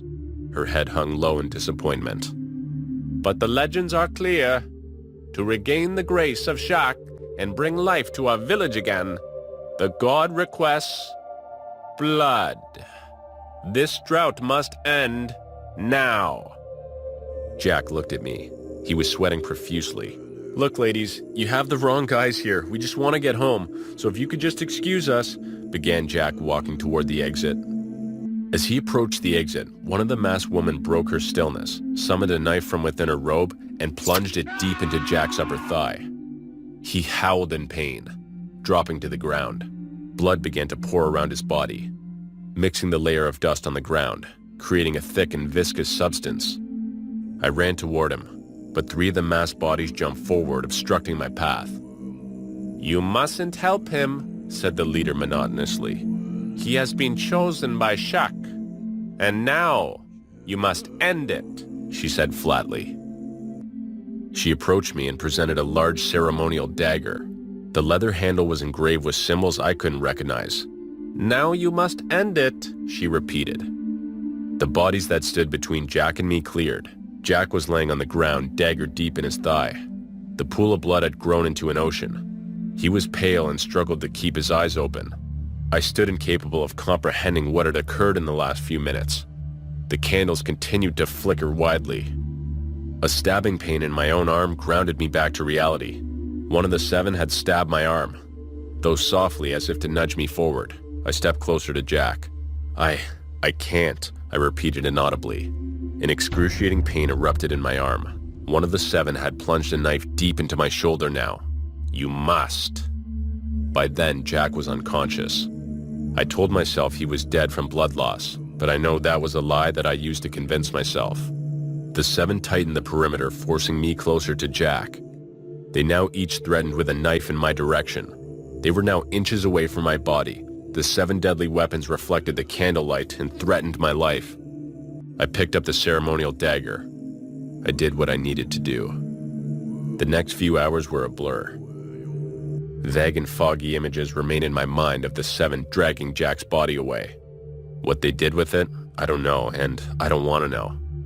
I grabbed my backpack, leaving behind my luggage, and began mindlessly walking to the airport. As I left the hostel, the chanting intensified. I walked and walked for hours on the dusty road. I don't remember arriving to the airport. I don't remember boarding the plane. The one thing I do remember is looking out the airplane window as we departed and seeing flashes of lightning throughout the dark rain clouds that gathered over Aricha.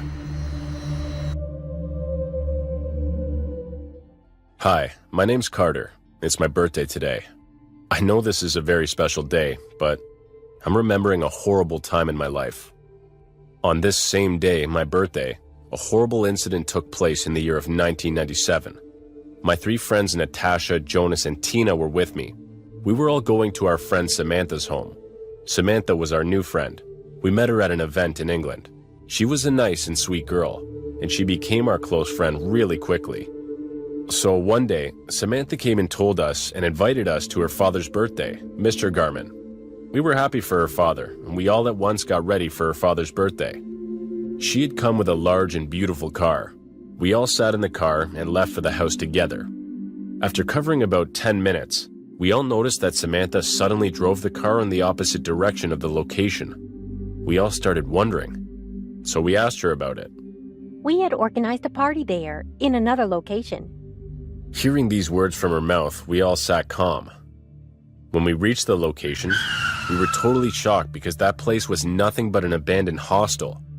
Natasha said, "Hey, Samantha, is this the place where you have organized the party? But this place is looking very strange." Samantha got angry and said, "Shut up! This place is very close to me. You know nothing, Natasha." After saying that, she kind of started to act normal. Samantha said that her family was very unique, and they always used to plan for some adventurous tasks. That's why she had decided to celebrate her father's birthday in this abandoned hostel. Natasha and I were skeptical about Samantha's behavior, but we ignored it. We didn't really want to spoil the celebration. So when we got there, Samantha took us inside the hostel. We all noticed a very weird and creepy environment there. We saw everything was lying here, there, everywhere, cracked walls and ruined old rooms. Suddenly, we heard a voice. Dum, dum. We turned back and saw the main door had been completely locked. Everyone started screaming for help. And while this happened, we noticed Samantha was not there. I said, "Samantha, are you here? Somebody open this door. Stop playing with us." And suddenly, we all smelt a weird gas and all fainted at once. I knew someone let out that gas intentionally. When I woke up, I found myself in a dark room. Later, I came to know that I was trapped completely in that room. I was terrified and wondering what would happen next. I could literally have died from anxiety at that time. After a few seconds, I heard instructions from a microphone, and I came to know that someone was monitoring me the whole time. The man's voice on the mic said that the room is going to be filled with water in 10 minutes, and I had to accomplish a certain task in that given time. At first, I thought it was just a game, but I later realized this was all planned. That voice came again.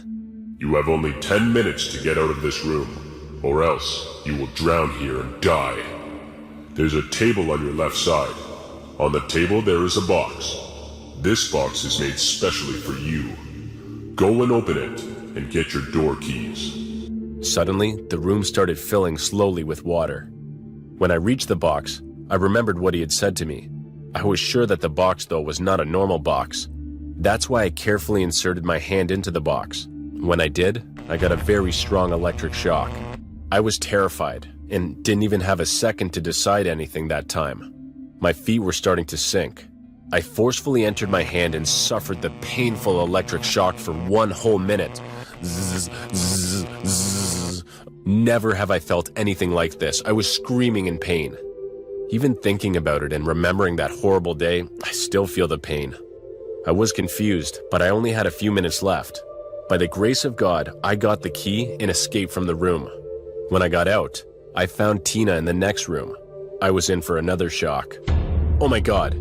I saw that Tina's head was separated from her body. It seemed like someone had brutally slit her throat just a few minutes before. There was blood and sharp old blooded tools everywhere. I was very horrified and frightened. Just seeing that painful scene, I started vomiting and felt dizzy. I'd never seen anything like that in my life, except in the movies. Next, I started looking for Natasha and Jonas. Suddenly, I heard Natasha's screaming voice, which was coming from another room. I slowly went into the room to help her. I saw a man who was wearing a weird pig face mask. He was about to put a hot rod in Natasha's eyes. I at once picked up a sharp knife from the table and stabbed him on the back. "Ah, I'll cut you!" the masked man screamed. Even though I stabbed him, the masked man didn't stop. He was trying to harm us even though he was injured. I struggled hard to snatch the rod, but he was very strong. I was lucky that day. As soon as I got the chance, I pushed him into the walls with great force. I inserted that iron rod in his stomach and pushed the rod several times until he died. We ran away from that room and started looking for Jonas. We couldn't find him anywhere.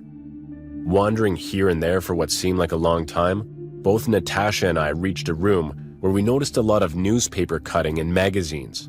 Natasha saw her father's picture there. She was shocked. Who was that? Who had been collecting these articles? When we explored that room, we found more articles. We found a newspaper in which 3 people's pictures were printed. They were Natasha's dad, Tina's dad, and Jonas's dad. Somebody had crossed their faces with red marker in the printed picture, and the room wall was totally ruined with several marks and names. Everywhere, we could see the words written, "Revenge" and "Mom." Natasha noticed a hidden newspaper cutting below a table. When we read it, we were totally shocked. According to that article, those 3 people, Natasha's dad, Tina's dad, and Jonas's dad, were those persons who had revealed the secret of Mr. Garman, Samantha's father. Obviously, Mr. Garman was a very bad man. He used to sell the body of organs of kids. Natasha, Jonas, and Tina's father had revealed his face in front of the whole media. Samantha was only 12 years old at the time, and she loved her mother so much. But her mother hung herself with rope due to defamation and pure guilt. When all that happened, Samantha had decided that she would harm their family too.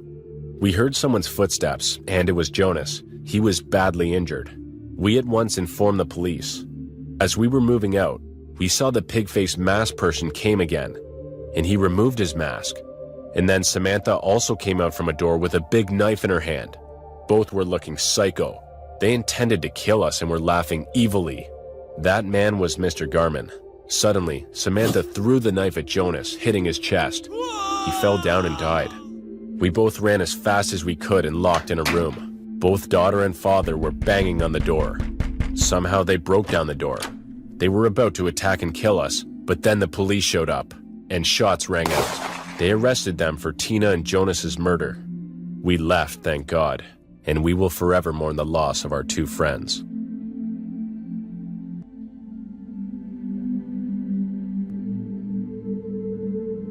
My name is Samantha. I'm a 19-year-old college student. My boyfriend, Eric, and our couple friends, Julie and Felix, went to Dublin, Ireland for spring break. We wanted to explore haunted, abandoned buildings. The US has some sinister locations, but Europe is a cesspool of hauntings. We aren't professional ghost hunters. We don't try to make contact, but we do like exploring the abandoned places. We have had some chilling experiences, and in a strange way, it leaves us wanting more. We found out about this abandoned hostel on the outskirts of Dublin, and of course we had to go check it out. But little did we know, it was going to be the biggest mistake any of us have ever made. The main doors were obviously locked, but we all managed to get in through a broken window. We each took our flashlights out of our backpacks and began looking around the place. We prefer to explore at night so that we don't get caught trespassing. Not to mention, that's when spirits are most active. Eric and Felix took out their walkie-talkies and suggested we split up to cover more ground. Julie and I will explore the upstairs first, Felix said. Fine. Samantha and I will explore the first floor and the basement, Eric sighed. Eric and I went down to the basement and did a walkie-talkie test. This is Pinky, do you copy, Brain? Eric said into the device. The signal was a bit fuzzy, but we heard Felix reply. This is Brain, copy. Cell phone signal could be sketchy in places like this, so we rely on walkie-talkies to communicate. Eric and I were walking around the basement when we heard a muffled scream come from one of the rooms. Stay here, Eric said. Eric, don't leave me alone, I protested. I'm going to check it out. Hide in this closet and I will be right back. I got in the closet and stayed quiet. I heard some voices and a loud sound as though Eric had gotten hit by something hard. Take him in with the other group, one of the men said. And make sure you tie him up. If he screams, cut out his tongue. My stomach dropped and I immediately knew what happened to Eric. He had the walkie-talkie so I couldn't reach Julie and Felix.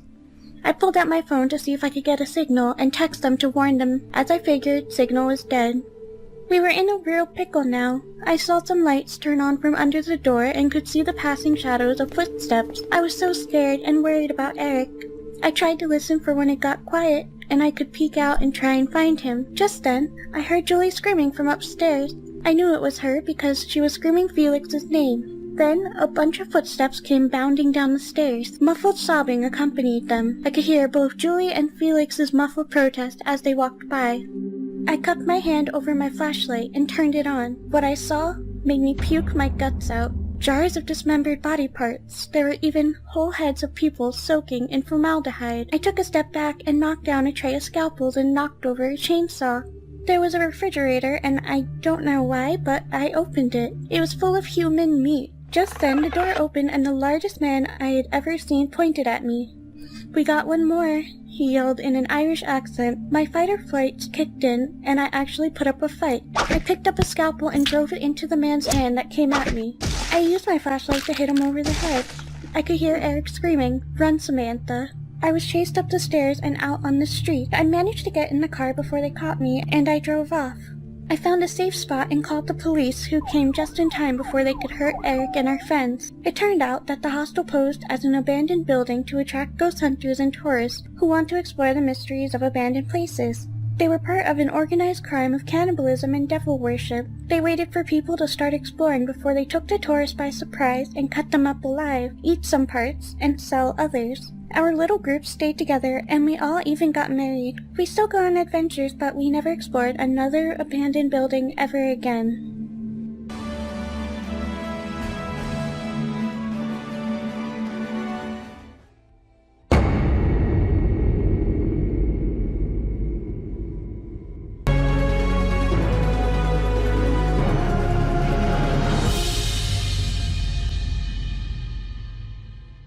Dating in your 20s is supposed to be exciting. It's the time in your life when you get to figure yourself out. What you want in a partner, what turns you on and off. It's like dating in high school without supervision, because everyone around you considers you an adult. Because we're in a day and age where people's eyes are drawn to their phones like magnets, no one notices who is around them anymore. All my friends had boyfriends, and I was tired of the third wheel status. So, I hopped on Tinder and took my chances. I'm Alyssa, and this was my dating nightmare. I had been on Tinder for a whole 3 days, swiping left, swiping right. I made a few matches, but they were all looking for sex. I should have known better, but I remained optimistic that I would find someone I could connect with. Then there was Daniel. He wasn't someone I was instantly attracted to, but he seemed generally interested in conversing with me instead of asking what my boob size was. For context, I'm a virgin. Call me a prude, but I believe sex should be with the right person and not something you give out like free samples at a grocery store. Chatting with Daniel led to an exchange of numbers, and we texted for another couple of weeks. He wanted to go on a date, but I told him I wanted to know him a little more first. For both our sakes, he was understanding, and after 2 weeks I agreed to a date. I met him at the local Olive Garden, and we smiled at each other as we approached one another. Wow, you are even more beautiful in person. Your pictures don't do you justice. Thank you. You are very handsome. Thank you for your kind words. Should we get something to eat? I'm starving. Yes, I'm dying for some lasagna. We sat down and had the best conversation. He made me laugh hysterically, and my slight attraction to him grew. After 3 dates, he kissed me. It wasn't my first kiss, but it felt like he put real effort into kissing me, and I loved that. There was something off about him, but I figured it was just my nerves. Daniel became what any girl would consider a dream boyfriend. He treated me with respect, paid for every date we went on. I offered to pay for some, but he refused. He made me laugh, and I was able to join my friends on group dates. We had a few disagreements, and he not once raised his voice at me. I continued to have gnawing feeling in the pit of my stomach about him, but he was so great, I pushed it behind me. All seemed perfect until our 6-month anniversary came up. That's when the pressure to give me to him started happening. We would watch a movie and he would try. His actions seduced me, but I wasn't ready. It didn't feel right. I decided it was time to break up with him. If I couldn't sleep with my boyfriend that I care for, is it the right kind of love? I called him and asked him to meet me at the park. Hi, Daniel. Thanks for meeting me. I hope everything's okay. I smiled at him, as though it would soften the blow of why I called him here. I wish I could say it is, but you're about to be mad at me. He raised his eyebrows with concern. Why? Did you cheat on me? Is it that damn Don Johnson wannabe that you work with? No, I can't be with you anymore. What? Why? I thought things were going so well. I'm sorry, Daniel. I don't feel that way about you anymore. Alyssa, please, let's give this more of a chance. His pleas were starting to create a scene, and I was uncomfortable. For the sake of keeping up appearances, I told Daniel I would, and we could have dinner at my place that night. That night I picked up some takeout and a bottle of wine for us to enjoy.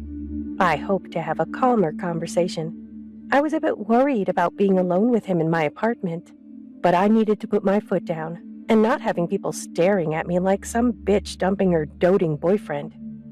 To my surprise, he apologized for his actions earlier, told me how he was just shocked and upset. He let me know how hurt he was, but respected my decision. A couple of months went by, and I started having recurring nightmares about Daniel. I would come home from work, take a long shower, and when I stepped out, Daniel would be over the toilet, vomiting aggressively. He would look up at me, his face would be pale, his eyes sunk in. The smell of rotting flesh would emanate through the bathroom. I screamed at the sight of him and ran out of the bathroom. I run to my room, and Daniel is crawling down the hall like some contortionist, growling like a zombie. Alyssa, why? I loved you. Then he would charge at me and bite into my leg. Then I would wake up in a cold sweat. And then I wake up to the smell of rotting flesh. I get out of bed and go to the closet, where I have Daniel wrapped in plastic and stuffed in a garment bag. Maybe it's time I finally bury him. I didn't intend on poisoning Daniel that night, but he wasn't willing to break up. He begged me to stay with him forever. So, on a whim, I decided to give him what he wanted. He's staying with me, and I don't have to be attached to him. This was, indeed, a win-win.